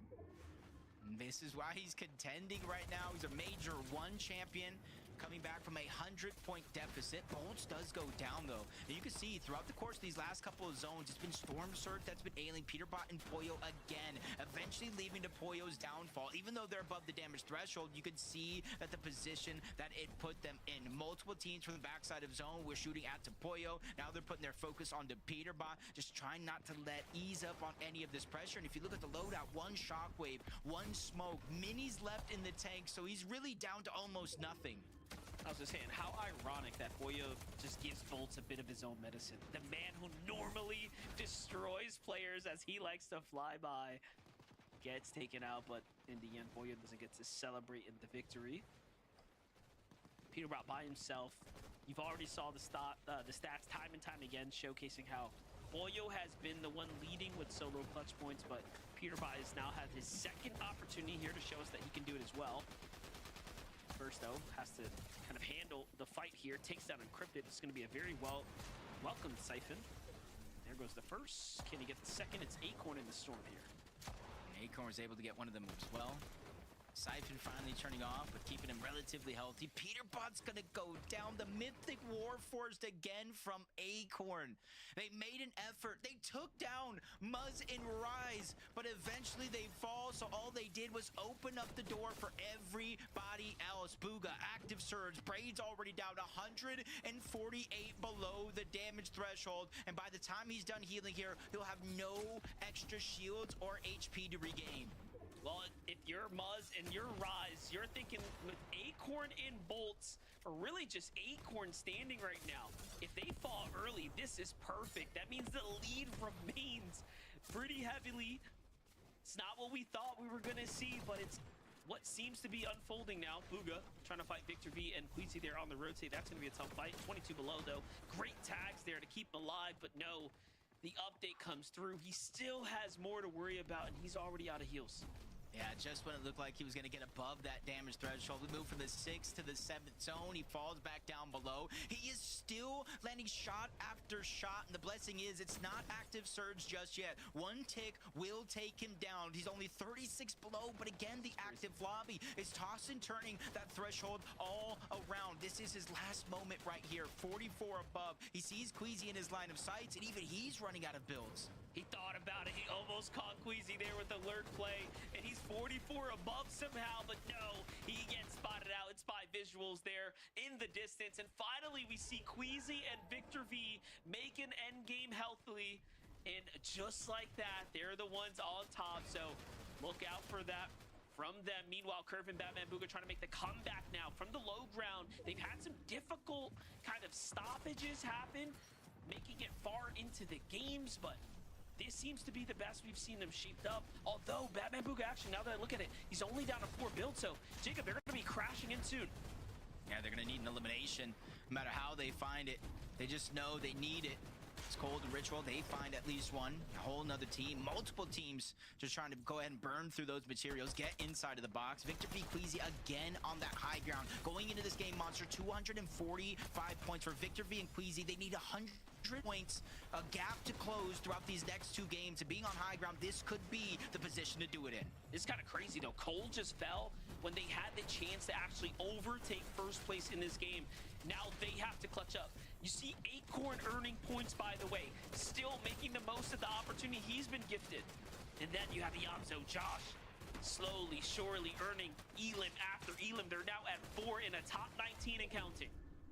Still anybody's game as they're trying to control that whole low ground. You can kind of see it going up that hill just a little bit. It's not a large mountain, but it definitely requires just a little bit of planning. That's why you see proactivity coming from some of those duos, quickly shockwaving up to that elevation, not necessarily to the front side of the zone, but Ritual here, you talk about a chance to take first place here along with Acorn. Reed still battling for a top 10 spot. Venom's trying to keep themselves attacked inside of the top 10. There is just so much going on in this end game. Yeah, Reed and Cooper coming into this, we're in 17th place as well, but look at Venom go. He actually shuts that dream down and takes down Reed. Meanwhile, high ground, visuals. He already took down Bugha. Now they're trying to dethrone Queasy and Victor V. This is Queasy and Victor V's chance to get back in the running here for a qualification spot. That's visuals and threats trying to go ahead and make that play, take the high ground. It's one of the best ways to go ahead and jump up that leaderboard is put yourself in the driver's seat. Veno's still lurking back. Decent amount of materials, which is building and opening up, giving himself some extra space. Queasy is down, but it's not without a fight. Victor V will not be denied. He gets back-to-back eliminations here. A huge 8-point jump by him, by himself, and he remains on top of the throne. And that's how you get yourself into the top 10 as well. Meanwhile, look at all the solos still standing here. Victor finds another one as he takes down Josh, and then Ritual just trying to rat his way through the builds. Meanwhile, Veno looks up to high ground. He recognizes just a single player. He finds a shot. Victor's on 1 HP. Veno looks for him, loses up, but in the end, he gets the placement, and the damage goes through. And now it's all up to Veno, but Veno's out of material. He sees Ozone, and this is looking like a solo clash off here.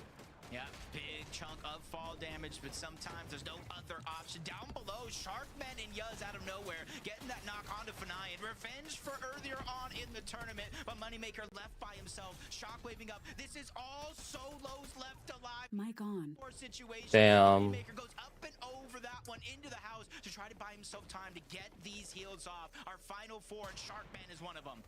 Incredible Holy. from Moneymaker to make it this far. But what more can you ask for from him? Sharkman and Yuz are trying to do it. Sharkman is the healthiest. Moneymaker. I don't know who this guy is. New player.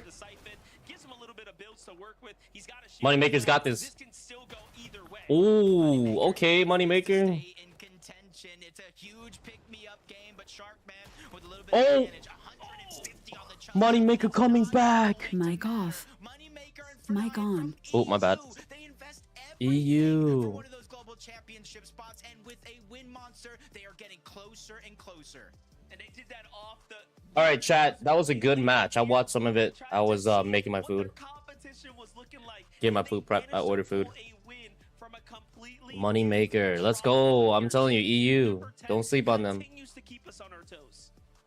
All right. Well, let's look at the leaderboard now. We're gonna refresh it, and then it's gonna tell us exactly where everyone's at. Muzz and Rise did get keyed by Peterbot and Foil, so then they didn't gain anything. Oh, look at that. The points, it was like a 58 point game like gap in between the first and second. Now it's only like 20, right? So we got Muzz and Rise still in first place, but not by much. Code and Ritual in second, Acorn Bolts third, Agers and Venno fourth. Venno is killing it now. They're playing very aggressive, how they should be. Peterbot, Poyo fifth, Josh Eonzo was on 6, Higgs and Curve 7th, Golden Ozone 8th, King of Lean Craze 9th, Moneymaker 10th. That one game brought them all the way back up. So these guys right here, everyone else below, you're gonna have to do something soon because there's only 2 games left. You got a key now, or you better pop off somehow because this is it. This is the moment that this is all they got left. 2 games, you better go all out. If you're below top 10, you better start keying because if you don't, you're never gonna get to you'll never secure your spot at LAN. So a lot of these people down here below 6 are gonna have to do something crazy. Otherwise, they're not gonna go to globals. I don't know how Clicks and Rapid died. Unfortunate, but it is what it is. That is our current score as of right now. They'll show it in a second. So obviously the big question will be Mic off. for Moneymaker and Fanayan, who in day number 1 were consistently kind of in those qualification spots. Have they kind of returned back to that feat? I can't wait to see. More on that because it's time to take a look at the leaderboard after this break. When we return, 2 games left to go.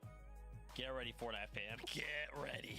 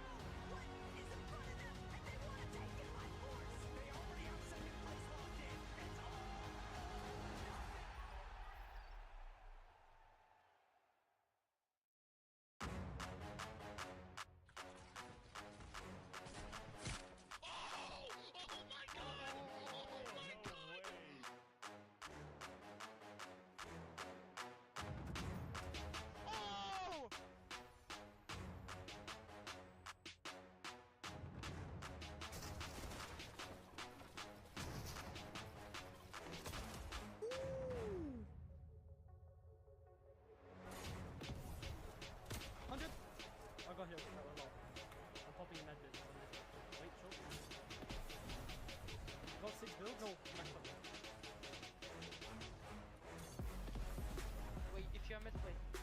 100? 100? Oh my god! Oh my god! Oh my god!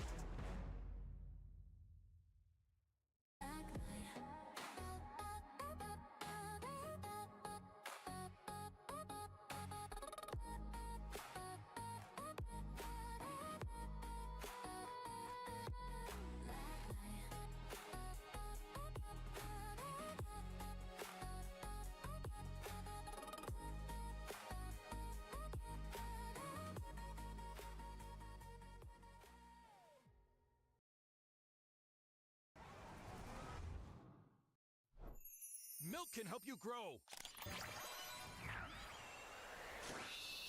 Milk can't prevent your ride from blasting into space.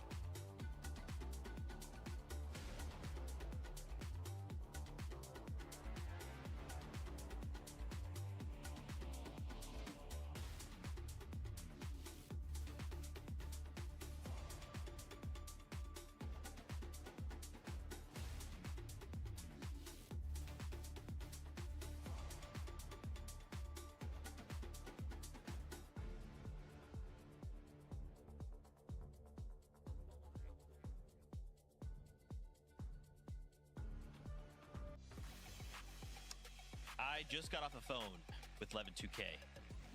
I called him. I said, hey, man, listen, I know you saw it. Benign and Moneymaker got themselves a victory out in game number 10. How do you feel about that? He just laughed at me for several minutes. I eventually had to hang up because we had to come back onto the broadcast. So shout out to Levin, I guess. Sounds like Levin. Levin's probably like, dude, what? Moneymaker and Benign get themselves a victory out in game number 10. What's crazy, as we bring up this leaderboard, if you take a look at this, Vivid, can you maybe talk us through current placements right now? Because we see Moneymaker and F9 move up 3 placements into the top 10, but what's qualification, Vivid? Yeah, so obviously we got a couple of our teams that are already qualified for the globals. I mean, we got Acorn Bolts up there. We got Peterbot and Polio up there. Golden Ozone have kind of entered the top 10. Kingly and Craze have entered the top 10. So yeah, right now, global qualification is 10th place, 363 points after Moneymaker and F9 went ahead and picked up that victory royale. Now, I will give everybody at home a little bit of a sneak peek into 11th place is 356 points. That's actually Clicks and Rapid. So yeah, very, very close down there for the qualification spot. I mean, some of our teams now that kind of have to bounce back after that game. Obviously, Muzz and Rise kind of going down early and picking up 0 points gave the opportunity for Ritual and Cold to kind of close that gap once again. I mean, how many times have these guys kind of entered into the second place spot? I would actually, I need to find out whether or not Ritual and Cold have actually been in first place at any point during this grand finals, even though they've been behind first place like 2 times by a single point, and now they're only behind by just 16 points. That being said, though, Kelly, listen, I would love for Ritual and Cold to go ahead and win this thing, but they got to earn it because so far today, they are just not playing like they were yesterday. I mean, their best game today was that one that just happened. They got 7th place with 3 eliminations, but outside of that, they haven't even broken into the top 10. So they've really got to find it here in the last 2 games. It makes you wonder if it's necessarily what they're doing wrong or more so what everyone's doing differently from game number 1. Maybe they VOD reviewed. Maybe they actually looked towards Ritual and Cold to see what they were doing successfully.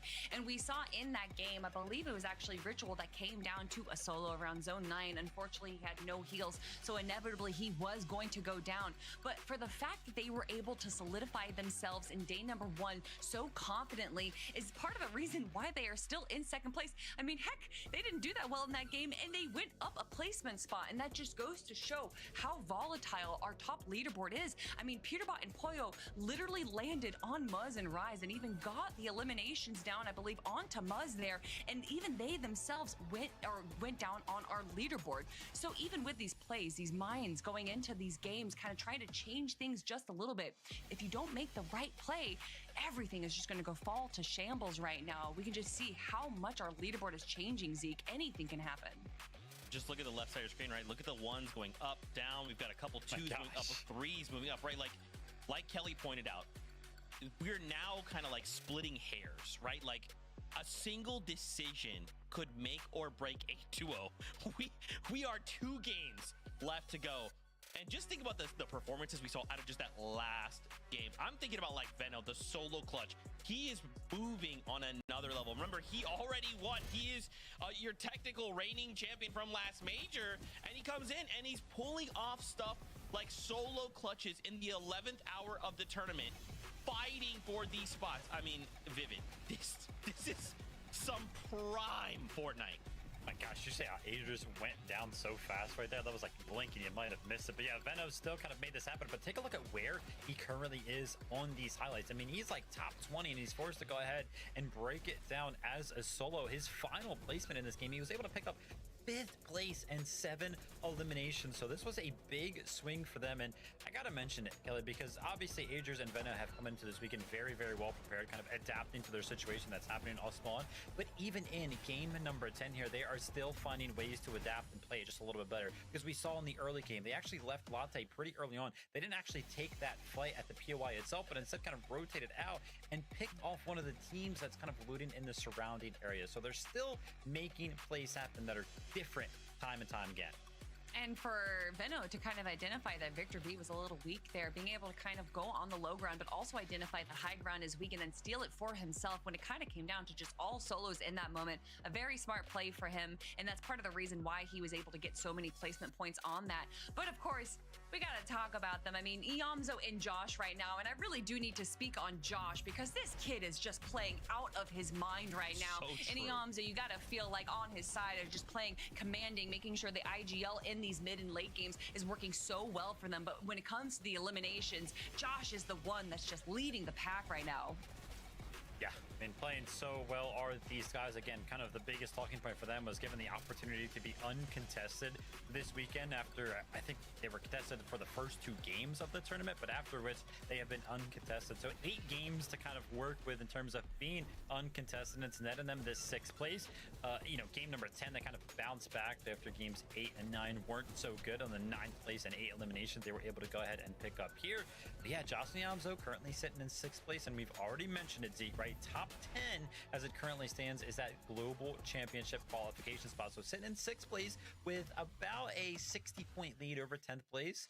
They just got to go ahead and stay consistent in these last 2 games. Oh, man, but that's the problem, right, Vivid? Is there is 2 games left to go. We've seen crazy lurk plays. We've seen players decide to land up on different spots. We've seen Peter Bonpoy decide I'm going to land Sinister and then immediately find Muzz and Rise. Anything can happen with 2 games left to go. And we can't forget solo clutch performances can impact these standings. Oh my gosh, guys.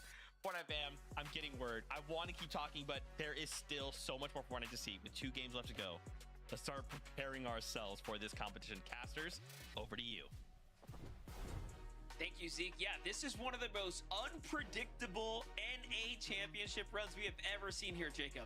Yeah, typically in a lobby like this, you have one team maybe lurking around, Peterbot and Poyo doing on, but now you have Peterbot and Poyo, you have Venno, Aegis, you have Moneymaker and F9, everybody pulling out every single trick. They're like magicians pulling a rabbit out of a hat. At the end of this day, I'm not sure who I think can actually hoist that trophy.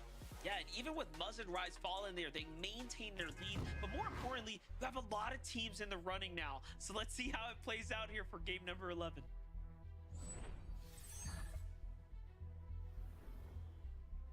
2 games left and a stacked leaderboard. Hopefully everybody at home is enjoying this as much as we are. And you can kind of see right now the bus path all the way towards the north for the most part, east to west. So a lot of those teams on the south side of the map might have a slower time getting to their drop. Aegis, Venno completely uncontested now. They've managed to push back not only Chance's team there, but Contrap's team as well, who landed just a little too close for their liking as they ended up keying them. I'm thinking Venno and Aegis, though, are going to have a lot to think about now, right? That early damage, those big points they were earning and kind of solidifying early on. What strategy do they have when they have the drop open for themselves? Yeah, especially with no ability to get early Storm Surge, you're going to have to lurk for it. But Moneymaker, by himself, Dozier and Ishu actually disengage out of that fight. I'm not sure if they know Moneymaker's a solo. No, they didn't get the memo. Moneymaker by himself getting that first down onto Ishu. F9 definitely closing the distance now, realizing they at least got what they came for. That's going to be the first of what could be many eliminations here. Tough spot for Dozier and Ishu to be in, especially after finally starting to get a couple of points put on the leaderboards. Now, F9 and Moneymaker continue to do what they do best, and that is just float around the map and earn points. Think about this. They're slowly inching their way deeper and deeper into the tournament standings, further solidifying a potential qualification spot. Right now, the qual gap between them is about 3 different teams because there's a lot of qualified teams in between them. And it gets to basically Clix's duo and Victor V. But that's about 40 points. So if Vic and Queasy have another massive game like they had before, they'll jump up into the conversation. But if not, you'll have teams like Clix possibly overjump into the standings as well. And typically throughout the course of a tournament, you know what I'm saying, that's 12 games. Maybe you can have 3 bad games, 4 if you're lucky. Well, at this stage of the game, there's no more time for bad games. You have to go ahead and execute every opportunity here, and that's what Venmo Agers are doing. Nobody's contesting their drop, so they're immediately in back-to-back games going on the hunt. Contrap, Darcy were that team in the last game, and for a moment there, it was looking like Aoxy and JoJo Fishy. Like this from CDZ. Playing defense right now, but Peter and Boy are on the hunt here, trying to earn themselves some early points, but more importantly, that extra damage that they've had seemingly trouble with, right? Like, for the most part, we haven't really seen them too far in ahead on the damage threshold. They've kind of been middling as far as mid-game goes in their comfort with the first Storm Surge warnings. So these are some really great key eliminations here.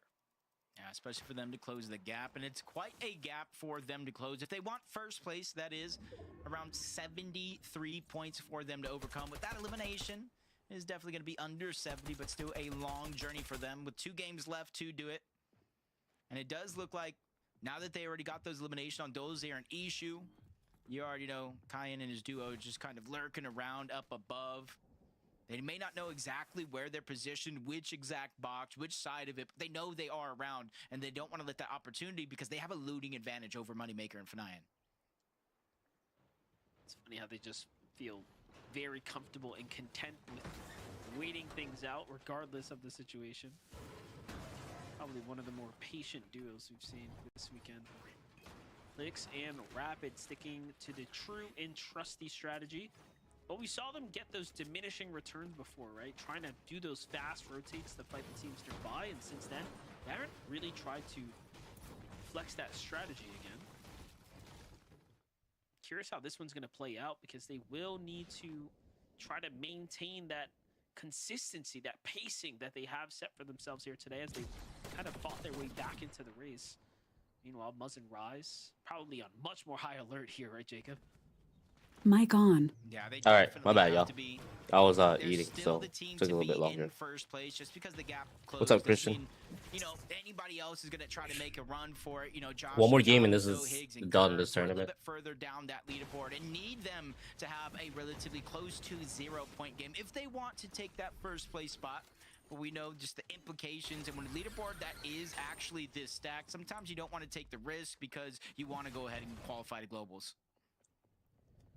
Well, now we have Cold and Ritual really close to Acorn and Bolts, in between Yabzo and Joss, right next to Muzz and Rise. What is this dangerous triage unfolding here? This is kind of interesting, to say the least.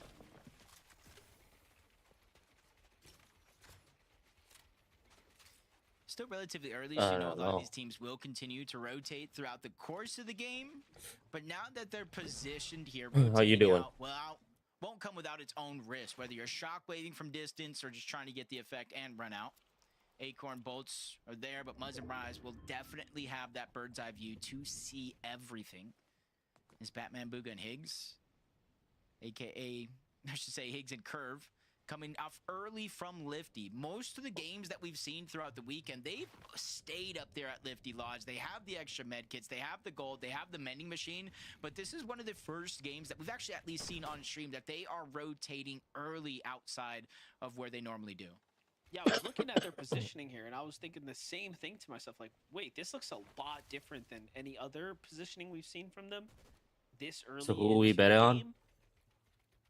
Seems like it's working. Right now it's between this guy Targeting named Dash and Oxy. this Dash team and called Oxy, Muzz by the way, and Rise, if and it then wasn't for them falling early there's 2 games another ago, team they called would be inside Purebot the top and 10. They Pollo. were So starting to you'll get see them in a really, bit. really close. I'll let you know when They're one of when teams the that camera are goes to on them. the bubble as well.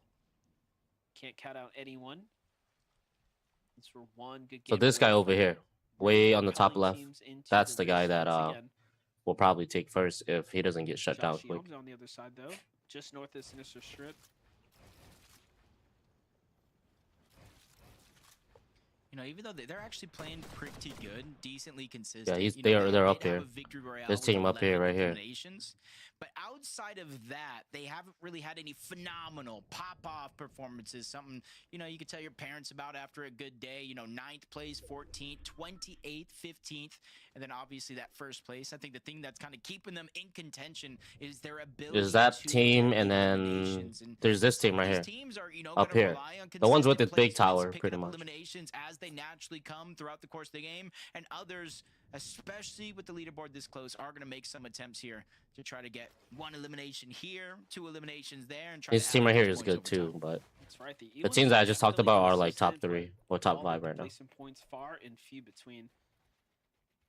We'll just have to see them tighten that up here in these final 2 rounds to really remain in for their spot to globals. Meanwhile, all of these Everybody's just chilling. very legitimate teams that could be your next champions are Like just the sitting yeah. still, Oh, kind no, of never waiting mind. this one out. This is where the tension starts to build in the mid game. Meanwhile, Venmo and Agers, no strangers to the storm, of course. This time uncontested though, right? So we haven't seen the warning just yet. We haven't really seen what kind of Who's shooting? pressures they're going to have to deal with now that they're uncontested. But that's a completely different scenario than we've had from them all weekend long. Well, Clicks and Rapids Be fighting. careful of rotating through those porters. The amount of times I've seen people get sidelined, surprised, especially since you don't know what's lying on the other end. Clicks and Rapid, we joining them versus Curly and Tyler. It's gonna be a moment for Clicks and Rapid. It's relatively safely for the most part. Try to go ahead and maximize their surge. Not too many teams close by looking in the distance just yet. But as soon as they gain that attention, that's when the risk factor will definitely increase. But you can see Rapid, this tempo is slowing down, trying to peek through the cone, getting information, but it's Peterbot and Poyo just looking all around. They're probably the highest elevated on the map as of now, so they definitely have that bird's eye view. Yeah, they can see all the action taking place all around them. Meanwhile, Venno, though, you said you gotta be careful taking these. Damn. There was a team on the other side, go figure, just waiting to see what was gonna go down. That's unfortunate. You take a thing to That's teleport you to another spot, and then bam, there's the whole team just chilling there. I would really expect, you know, Venom Like to these kind of guys right assess the here are risk really factor good. in a situation like that. That's a mistake I don't necessarily see someone of his caliber make very Oh, often. I've been there. Trust me. When you take that porta potty or something, you teleport and they're waiting for you. Here for this game, we know we saw Peterbot land a couple tags in the distance onto that Clicks Rapid fight against Curly and Tyler. So again, it's just all progression, but it's also GG's for them, right? This This guy isn't shambles. This guy right here. They had 5 eliminations. He's by and you'd himself. think He's they'd so be able to hold low. surge, but He's it's gonna just die. taking too much damage in some of those fights. They were kind of down below the damage threshold and eventually put into a bad spot. Aoxy, Jojo, Fishy recognizing the danger. They double back to Latte landing, probably to check the reboot van. Definitely hit the mending machine on the way there. And they have all the information of who and where Agers is. Oh my god, that's so bad. Man, just can't get enough of this team. Can't get out. A few times where they got the best of Aoxy and Jojo, but I'm trying to think to myself, what's in it for Aoxy and Jojo right now? They've gotten the damage, they got the initial elim. Yeah, they're just a long way from the qual spot, so they're gonna need a really big game. We'll see if this is worth waiting around for. Agers clearly thinks it's definitely not worth the risk taking the fight, so he's already gone.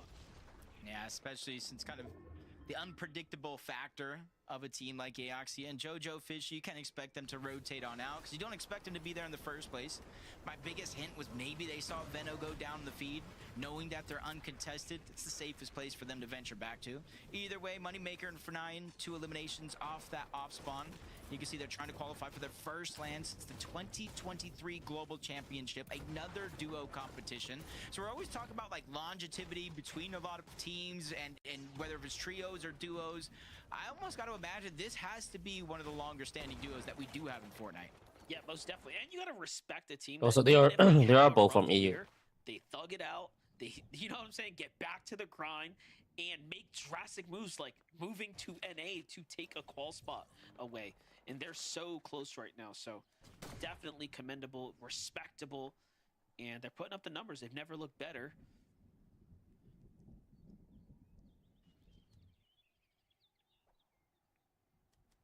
Just a quick peek. Muzz and Rise, a very good zone for them. It's very familiar, reminiscent of some of those zones earlier on. Even the Victory Royale that they did have, it's all working one way or another in that same factor. Havoc, Cat Awesome. Everybody's just hiding in You can kinda Storm. see they're both playing for that mending machine, that Moneymaker and F9 kind of have a little bit more priority over. It's it, so crazy you how, have to like, wait for them to rotate when on you that. watch the pros play Unless like you're big ready to tournaments take like that this, risk. they all They want to do. go. Stop They all to want to these two stay in teams Storm. here. They don't This want to is stay in towards the Circle. south, about 3 teams there around Calamari trying to make their These way guys have in. nothing, like no Towards bullets. the north. That's Skittles and Kai in there towards the north side of the map. A team that they've already fought once towards the Chop Shop in this game. Yeah, definitely. And, you know, for a second there, I was seeing how low their health was getting, but they're just really trying to maximize their time right now in the Storm. Already starting to move. A lot of teams lurking nearby. You have a Vive there, another duo in the distance. Here we get to get another look at Clicks and Rapid, who I believe we saw taking a bit of a scrappy fight, but didn't really go anywhere for them. Not really too much of a favorite of their material counts right there. Clicks definitely looking a little light. The damage looking not too hot either. They put themselves in a pretty tough spot here at the bottom of the river. This could be a focal point for all the teams nearby. Yeah, especially since those teams on the other side, they're a little bit more elevated. Oof. Maraps over there in the distance, Javi and Minished as well. And even though they're above the damage threshold here in this zone, if they don't get a single shot to connect, they will fall below in the next zone. So they got to be proactive. And Acorn and Bolts in that same type of pressure cooker. But they're 118 above. You know, they're looking for more and more of these opportunities. On the flip side, though, Agers does get Venno back, but you can see it was just a sad. Oh my god, This is Agers and trying to Venno, so favor him. sad. Thankfully, so he can't. This is going to go from a 2-tick zone to a 5-tick zone, and he is 200 below the damage threshold. Already, so Agers got the pickup. Penno's now left to play by himself. You said it, they're way off the damage threshold needed. Damn, that's so sad. Play here, you have a couple of teams in a distance. Aoxy was just taken out by Cooper and Reed, so JoJo's solo there, so you can tell it's the same sort of teams, right, clashing back and forth here. This is a tough spot to be in right now.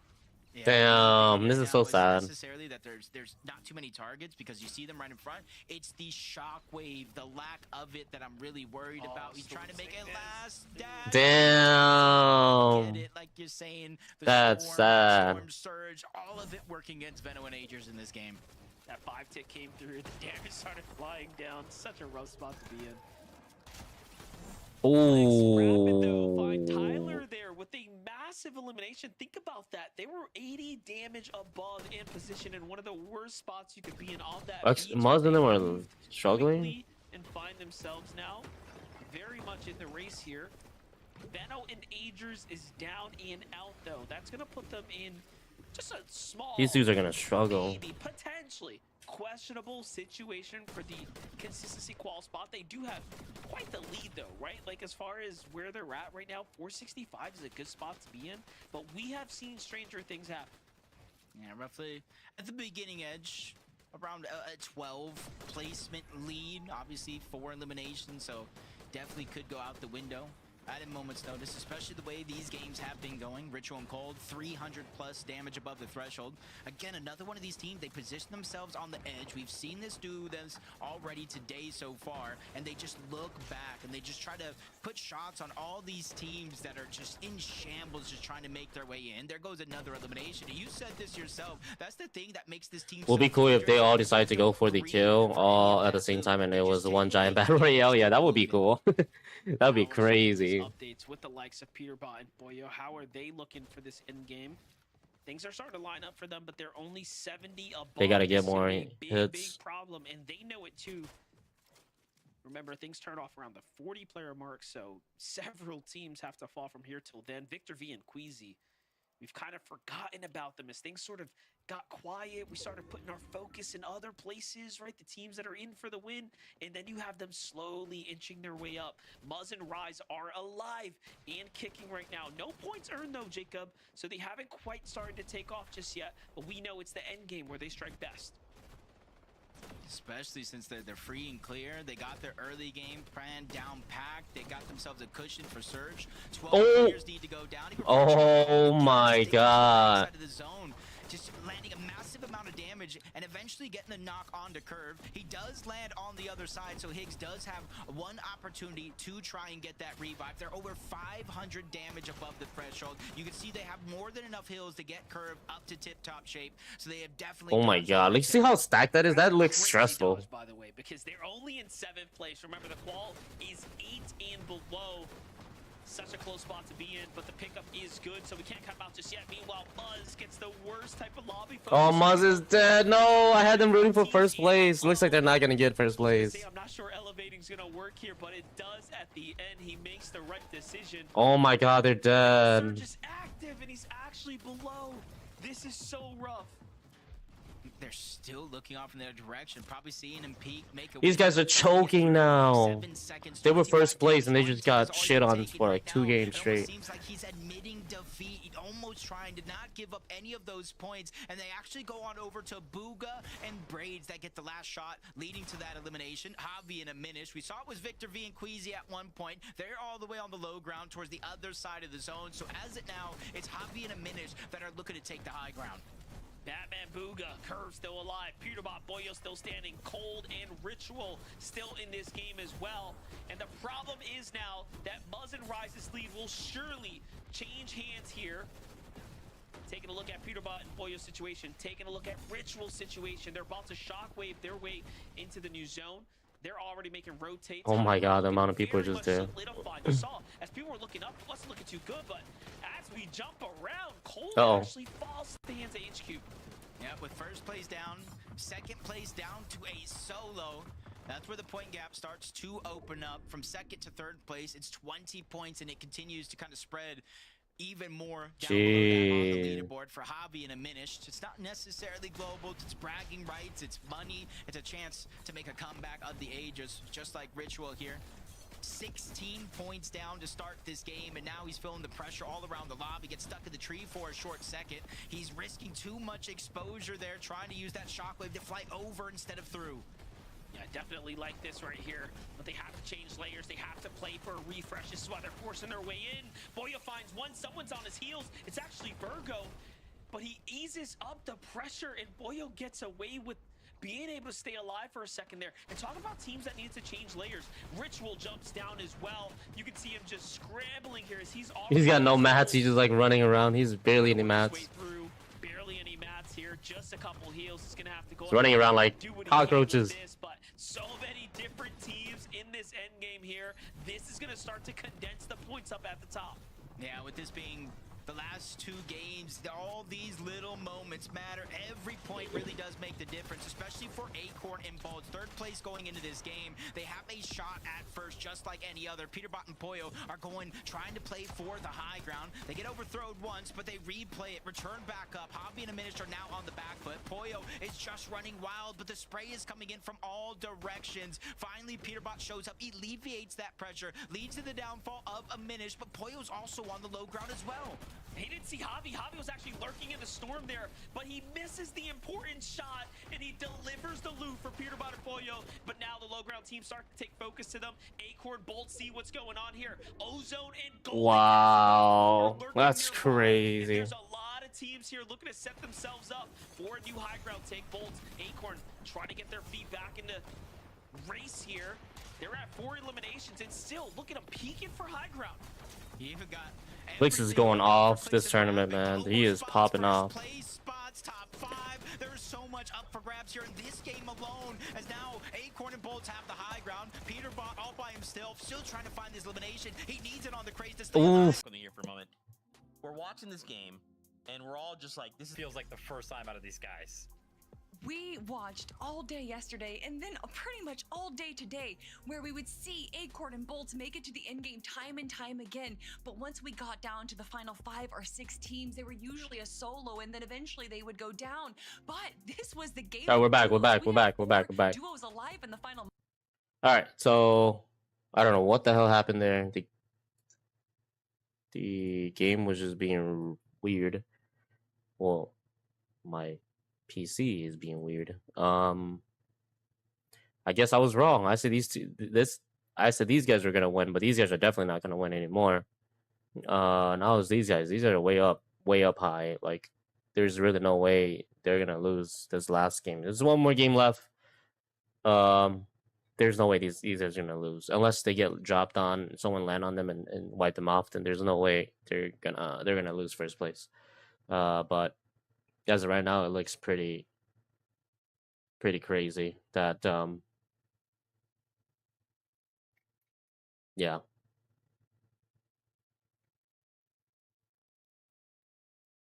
Yeah, these guys are doing very good.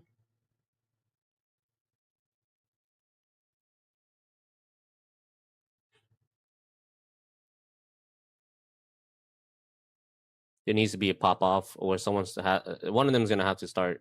They're gonna have to start doing something pretty crazy. But yeah, y'all, how's everyone doing? I probably won't be able to come back and stream after this last game.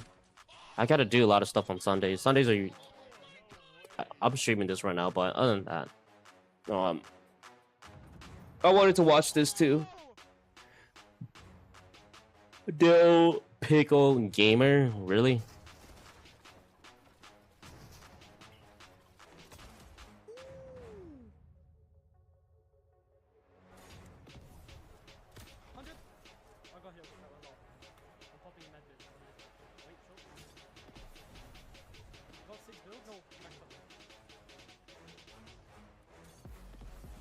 Wait, if you're mid, wait. 100? 100? Oh my god! Oh my god! What's up, everyone? Get a black light gaming chair. Spend $600 for a gaming chair. Look, I'm gonna be honest with you guys. A gaming chair should not be more than $600. No gaming chair should even be. A gaming chair should not even be more than $200. And I hate to say it, gaming chairs are very uncomfortable. They're like meant for just brand. It's like, I don't know. I guess it's like wearing a shirt that's like very. I can't really. I think of it. Anyways, game chairs are not worth it. You're better off getting like an office chair that's like $40 or $60. They're just there because of name brand, and then it's just there because it's like a trend right now. That's all it is. It's just a trend of buying a gaming chair, having an I look professional. Oh, that's a gamer. You know what I mean? Like, oh, that's a gamer because he's got a gaming chair. Nah, I've had like 3 gaming chairs in the past, and spending $100 to $200 to $300 for like a gaming chair. I went from expensive to mediocre to cheap, and I hate to say it, cheap is actually the best for comforter out of all 3 that I went bought. They're just trying to profit off me. Yeah, it's just basically every streamer's background's gotta look cool. No, my background, that's why, there's a few times in the past where people were like, dude, you need to do more with your background. Like, you need to add like lights and stuff like that. I'm like, the fuck? Like, biggest streamers out there don't even have a cool background. I hate to say it. They don't. If you're just good at something, then you're just good at it. You don't need to have the compliment. Not the compliments. My background doesn't bring me views. You know what I mean? I don't care about that. You know what I mean? Like, I don't care about green screen. I did at first, but after like getting the green screen, I'm like, why am I even doing this? I just thought I needed it starting off as a rookie. You know what I mean? You're a rookie, you might as well get it just because everyone else got it. And then you get a green screen and you start to notice that, green screen is just a green screen. It's nothing special about it. So you don't really need all that. I get it for horror, like when I play horror games that you guys want to just see me and not the background. I get that, but if you're playing games in general, like Valorant, Fortnite, any other games, like that's not involving like horror, and then you don't really need a green screen. You don't need a cool background. Some people get views because of the background, but I don't want to be known as that dude that only gets views because of his background. You know what I mean? Like, what the hell? I'm not trying to spend like $500 on electricity bill just to have a cool looking background. It just doesn't make sense. And plus, moving, I don't have my own home to, and moving all that. Yeah, I don't want to be moving all that stuff. Crazy thing about Peterbot and Playo's performance so far across these 11 games, and this is going to be crazy to say. I can't believe I'm about to say it. They have yet to get a double-digit elimination game. Yeah, they don't even have a single game with 10 plus eliminations. They're like synonymous for that, and so far it has not happened. What better way for Peterbot and Playo to make a comeback here, down an incredible amount of points, to finally pull out one of those games? Keep a close eye on those guys. But for some of our other well, yeah, gaming chairs are not worth it. Ritual, just like scuff controllers are not worth it. To that #1 spot. This one is, I would say this controller is worth it, because this one you can take out the analog stick. You can break it apart and replace the pieces, and it's cheaper that way. So this one I would say is worth it. But then if you buy scuff controllers from Scuff Company, fuck that, that's not worth it. Day number 2, they really need to break into at least that top 5 to give Acorn and Bolts a run for their money. We saw yesterday at the end of the day, they got 2 back-to-back second Why places. get a controller? Why spend $200 for a controller that in 4 months it's going to give you stick drift? You know, it doesn't make sense. But also for Cold and Ritual to finally get a victory royale. Zeke, there's too many storylines. There's too many players that we need to talk about right now. We have so many players. Stick drift in 4 months for $200 is not worth it. That have already made it into the you can buy 4 controllers. And Golden now being in 8th and 9th place just adds so many more question marks. Yeah, a lot of things that in the gaming, it's like a lot of stuff in the gaming industry that are just all for money profiting. They don't really give a shit about the people. Or Victor V and Queasy. It's literally up to EU to stop Clicks and Rapid from going to the global championships. What is happening? Why does it always happen like this, guys? Why does I mean, NA. NA, right? NA, man. Yeah, they're just so good. But this is great for Clicks and Rapid.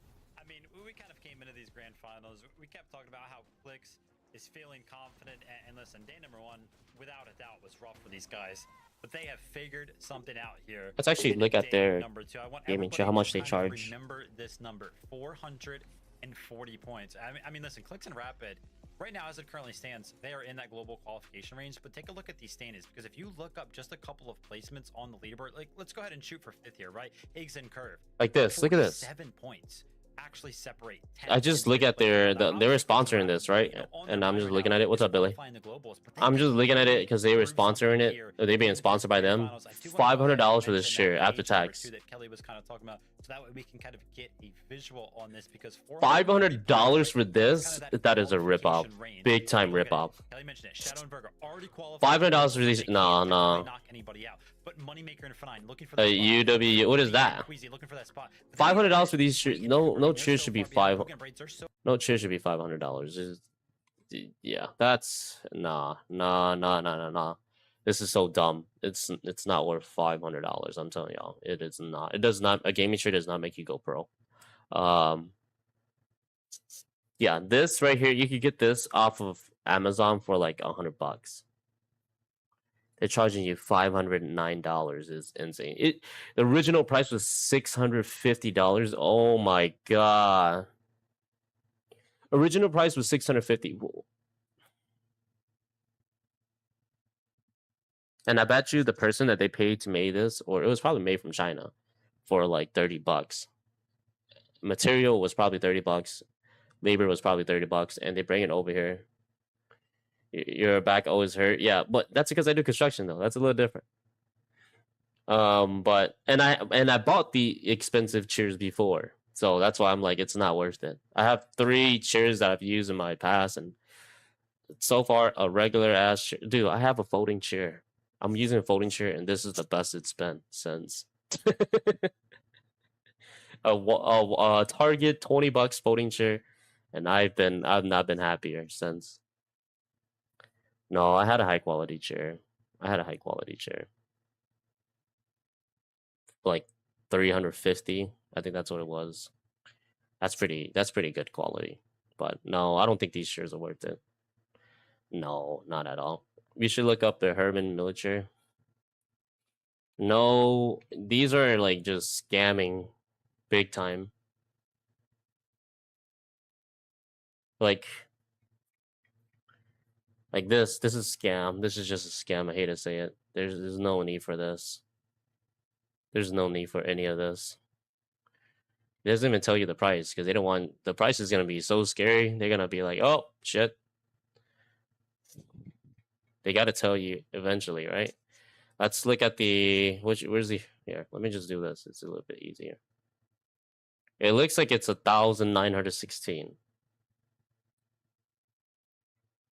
They don't want to tell you exactly. Let's just look at this one.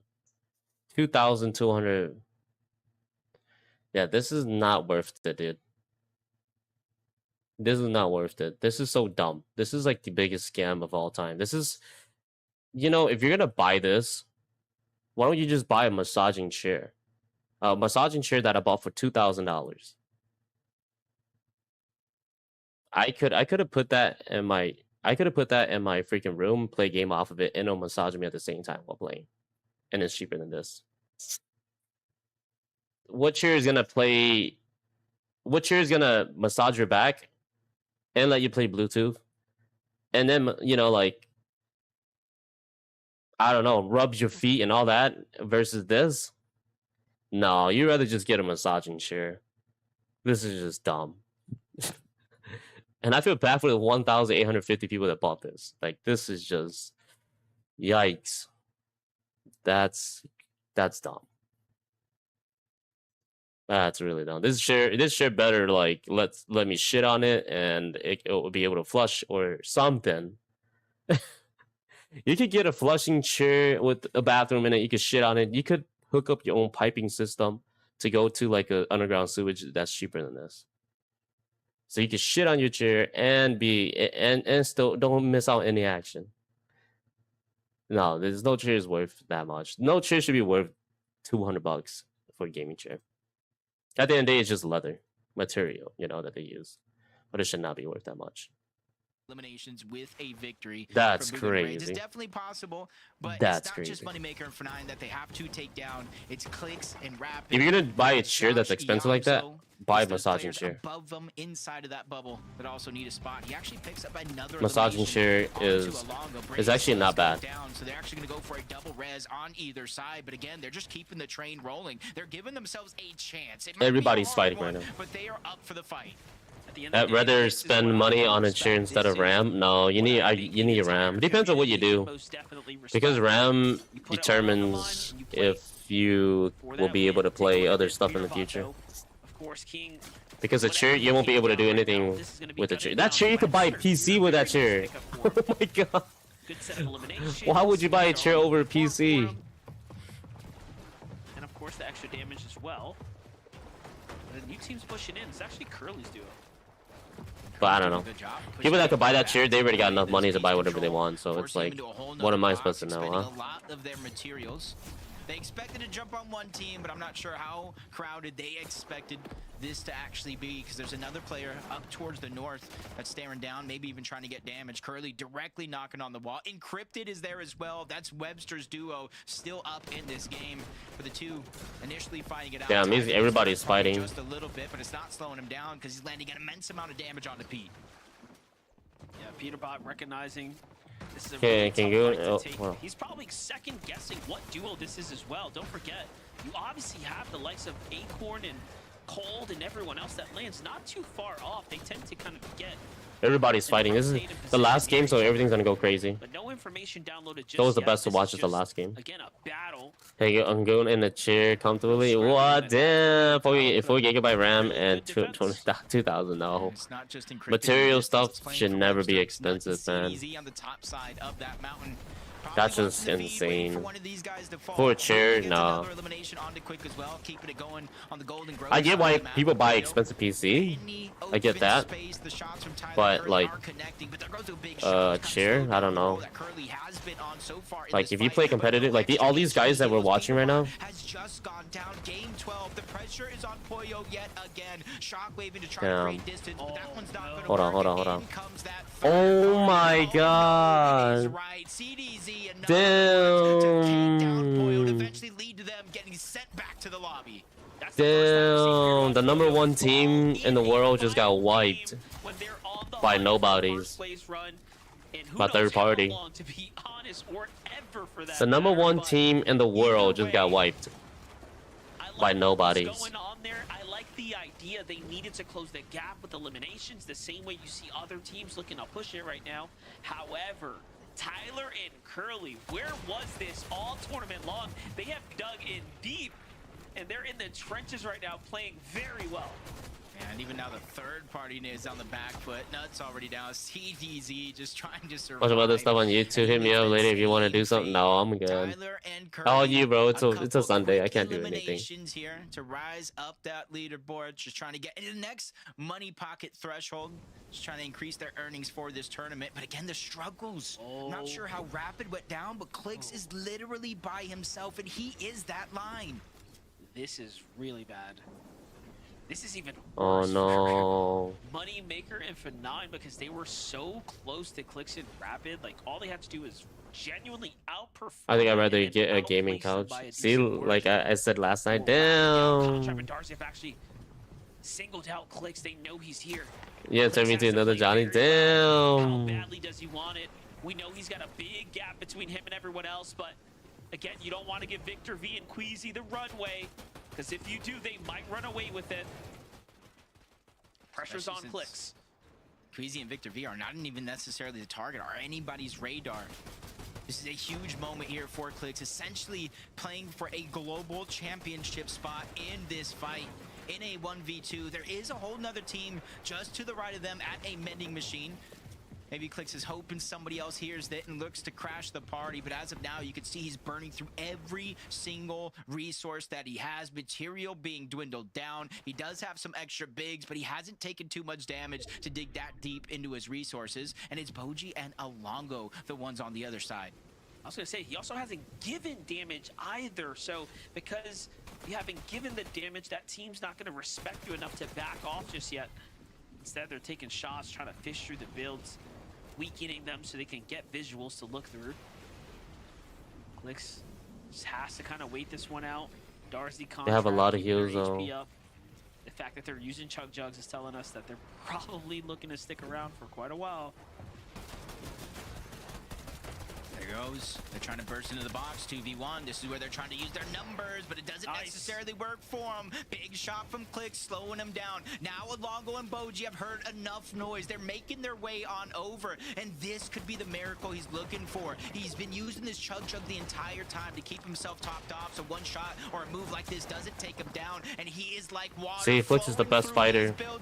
Oh, this dude's the best is fighter, our man. shot. Oh my He god. does so much here. Oh They my keep him god. in contention. That first down is going to be the biggest one. Trying to alleviate some of that pressure. Contrap drops right back on down, and Clicks is missing a couple shots here, but he is still keeping ahead in this fight. He's playing well right now. 4 points. A new team comes in. They take the little bit there. He does get a couple extra maps. Oh my god. Dude. I'm not sure if he's going to be able to survive it. Another duo comes crashing in. He actually gets bailed out. Oh my goodness. That's insane. Further here.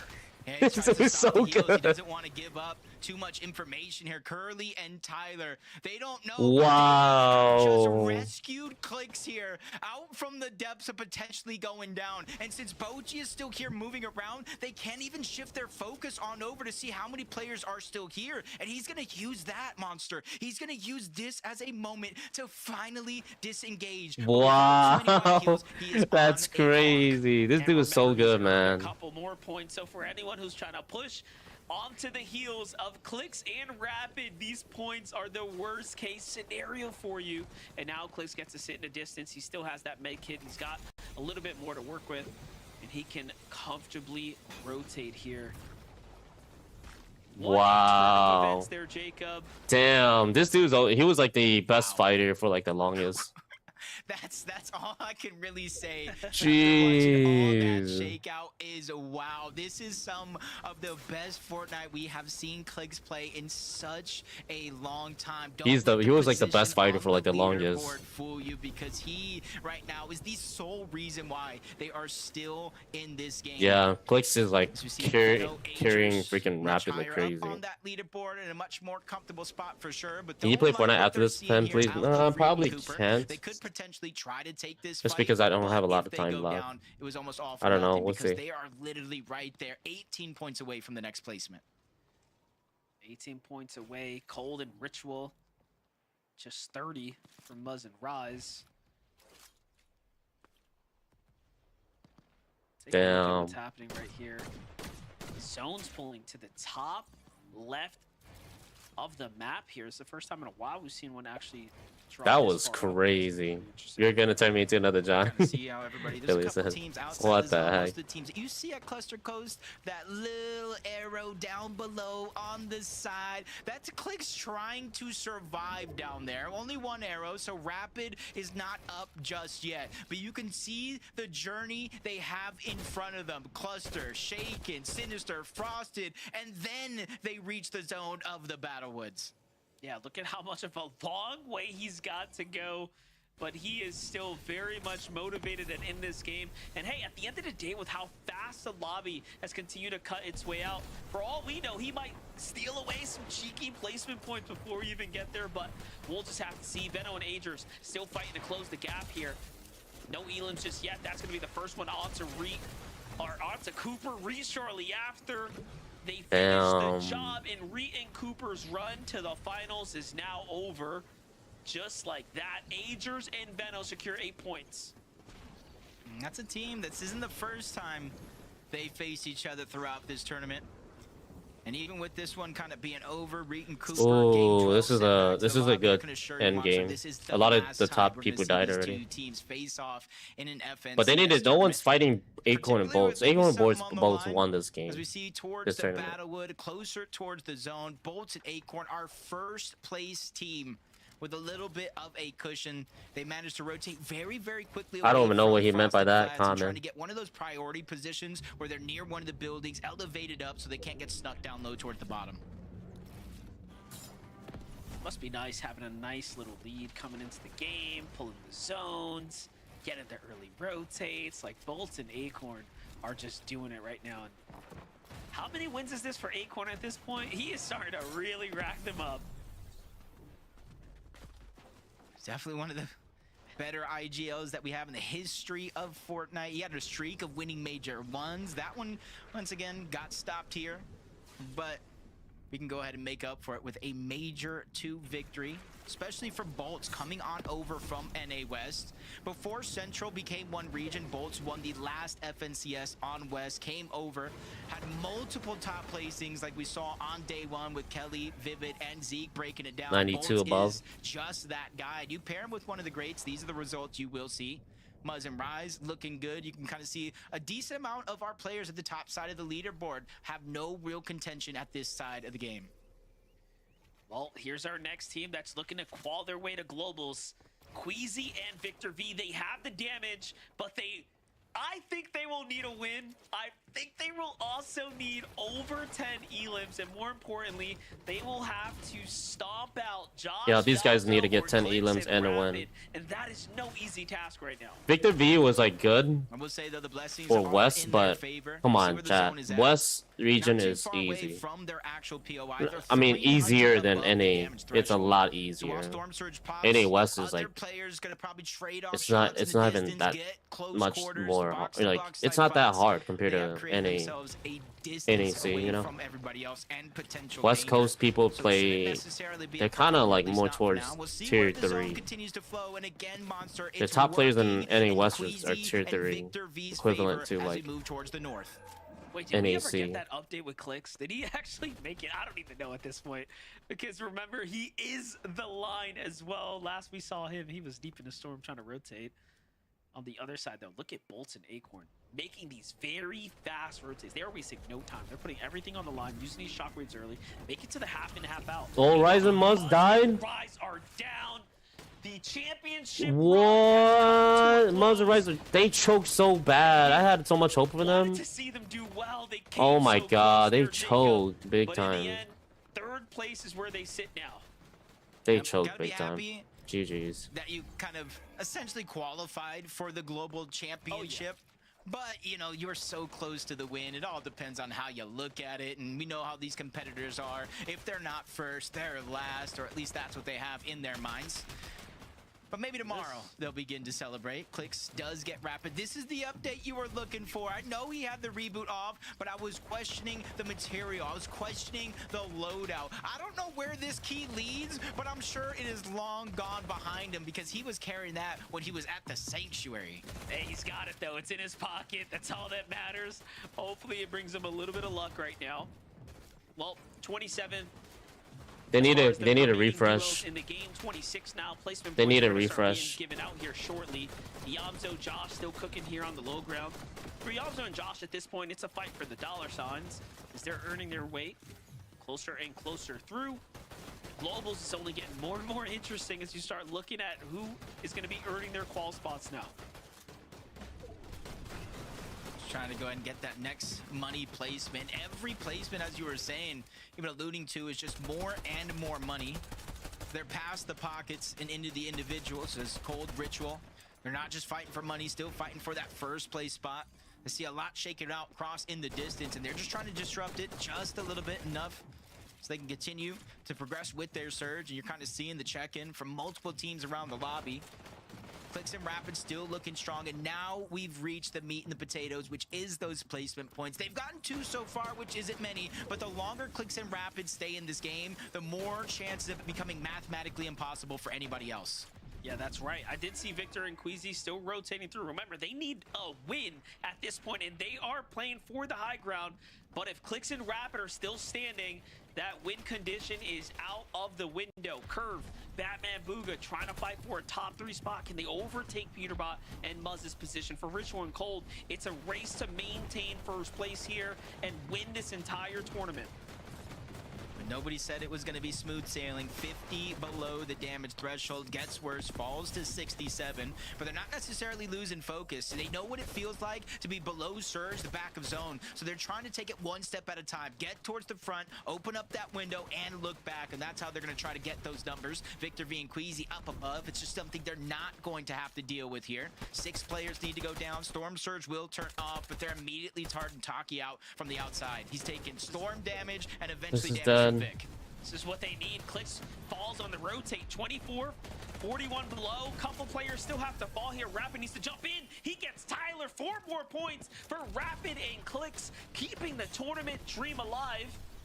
Rapid 55 above now. That's going to alleviate a little bit of pressure. Rapid gets to clutch this one out by himself now. A little bit of lobby focus, though, as he's in the ultimate low ground. But look at high ground. Position up. Victor and Queasy need to start finding eliminations before the lobby thins itself out. Yeah, that's going to be the most important thing, because win is not going to be enough. Because Bolts, Acorn, they find themselves their first elimination of this game. 4 more points there. They're the white. Go down 20. Oh, no. Oh, damn. Eyes on Queasy and Victor V. They are the ones that are next up. They're the ones that could potentially qual if they can win the game and pull through. But first, you got to get through all the other teams. Venno, Ager still standing now. Take a look at who's alive. You see Ritual and Cold here, finding their first elimination. Finally, they're also starting to close the gap. What's up, Vader? If you want the championship run, you need to do more. And Cold and Ritual are starting to do it. GG's, they won. They're number 1. Taking apart Golden. These guys are winning.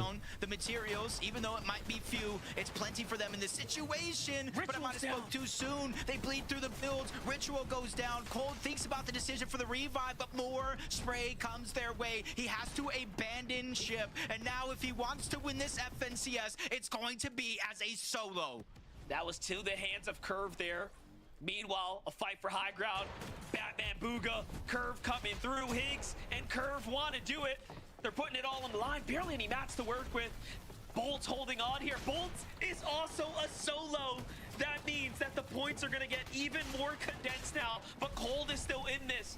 Does Cold want it more than Bolt? Can he outperform him here and now and overtake him by 30+ points? Who's going to be the first to fall? Who's going to be one step closer to winning the championship? Between these two. It's between these two right now. Shot there gets the knock shortly afterwards. Jacob, this is close.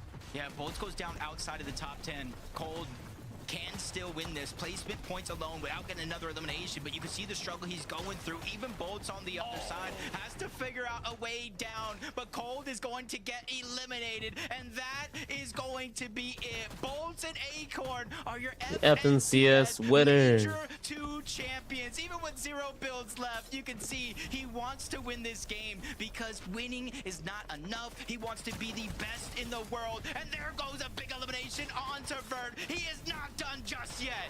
Way to put the icing on the cake. Bolts really flexing what he is capable of. The adrenaline's running, another not for good measure. And just like that, the highlight reel starts to rack up. Meanwhile, Venno, Agers fighting for more placement points, more eliminations, more points for the money and the dollar signs here at the end of the day. Agers playing the tree. He's got plenty to work with. What a tournament so far it has been. No, it definitely has. And for Venno and Agers, they can overtake Higgs and Curve. They can overtake Peterbot and Poyo. They can maybe overtake Muzz and Rise. So they're still fighting for a potential top 3 spot here in the finals. BMJ from the backside, out of Chug. Chug has to go forward. Good amount of damage onto Venno, trying to cut their momentum short. But Agers trying to save the day. He gets the elimination, bringing it down to our final 2v2 situation. Marops and QK are going to be the ones down below. They're trying to strike, not give them time to heal. There goes the first knock, so it's all up to Agers. There's a 9-point difference. Damn. It's not gonna go their way. Marops and QK out of nowhere win the last game of the day. Nice job for them to go ahead and just pad this stats. Holy and crap, that's crazy. Well. But at the end of the day, Jacob, it was a fight for first place there. And it looks like we have our champions. Congratulations there to everyone that competed. Zeke, that's going to be it from us. Jacob, PR, MDF, fantastic set of games. So our winner for this season's FNCS, for this season FNCS Fortnite event. So let's see who won. Yep, Acorn and Bolts, they won. Damn, Muzz and Rise died. They were in first place with such a huge gap, and they just dropped. Damn. So it looks like these dudes won second place, third place. The teams that I didn't really think were gonna win were actually, that were gonna be in top 5 were actually in top 5. The teams that I thought that were gonna be in top 5 actually ended up not being in top 5. So that's pretty crazy. It looks like a lot of players did. It was a very good tournament. A lot of players were like very close to each other. It wasn't like they were far separated. Every game was pretty damn close, like 520 to 525. The only gap was between third place and fourth, and that's it. But everything else, it could have been anyone's game, and of course right here. But top 10 goes into the world finals, I guess, because of some of these people already qualified. So these people will be going to like the LAN. How much do you get if you win though? So this is between each player. So $50,000 for the number 1 team for each player. So these guys each got $50,000. That's insane. And then second place is $25,000. So second place, each of this guy and this guy each got $25,000. That's just how it is. That's a lot. So technically, in total, $50,000. First place would be $100,000, pretty much. Damn, that is insane, though. Where was Venno at? Venno. Oh, he was trying to get second. He couldn't get second. That's what it was. Curve and Higgs did really well. Holy crap. That was a good tournament. That was very good. They did very well. It was very entertaining. The last game was probably the best game. Unfortunately, the teams I were rooting for did not win. I was rooting for this guy, this guy right here, but none of them even made it to were even close to winning. So it is what it is. But GG's to them. That was a really good tournament. I enjoyed it, and I hope you guys did too. Am I gonna stream? I probably won't. I still gotta do my I still gotta do grocery shopping. I still gotta do my clothes. So I don't think I'll be back live. And if I do go back live, it would probably be like a very short stream too, or something. I don't know. But yeah, that's our FNCS winner, or Bolts and Rapids. Bolts and I don't remember anymore. There's too many damn names. So anyways, GG's. Thanks for the GG's. Everyone, well, GG's to them. And thanks for tuning in, everyone. Appreciate it. Thank you, mods. Thank you, subs, for being here. Appreciate y'all support. Thank you for your time. And I am probably gonna go do some other stuff, and I will probably be back later. Who knows? But yeah, that's all I got. So peace out. Take care, and I'll catch you guys on the next stream. Peace. Oh, hey, tomorrow. Remember, Fortnite with subs is on Wednesdays now. It's not on Monday. Okay, so Fortnite with subs on Wednesdays. Make sure to tune in for that. Peace.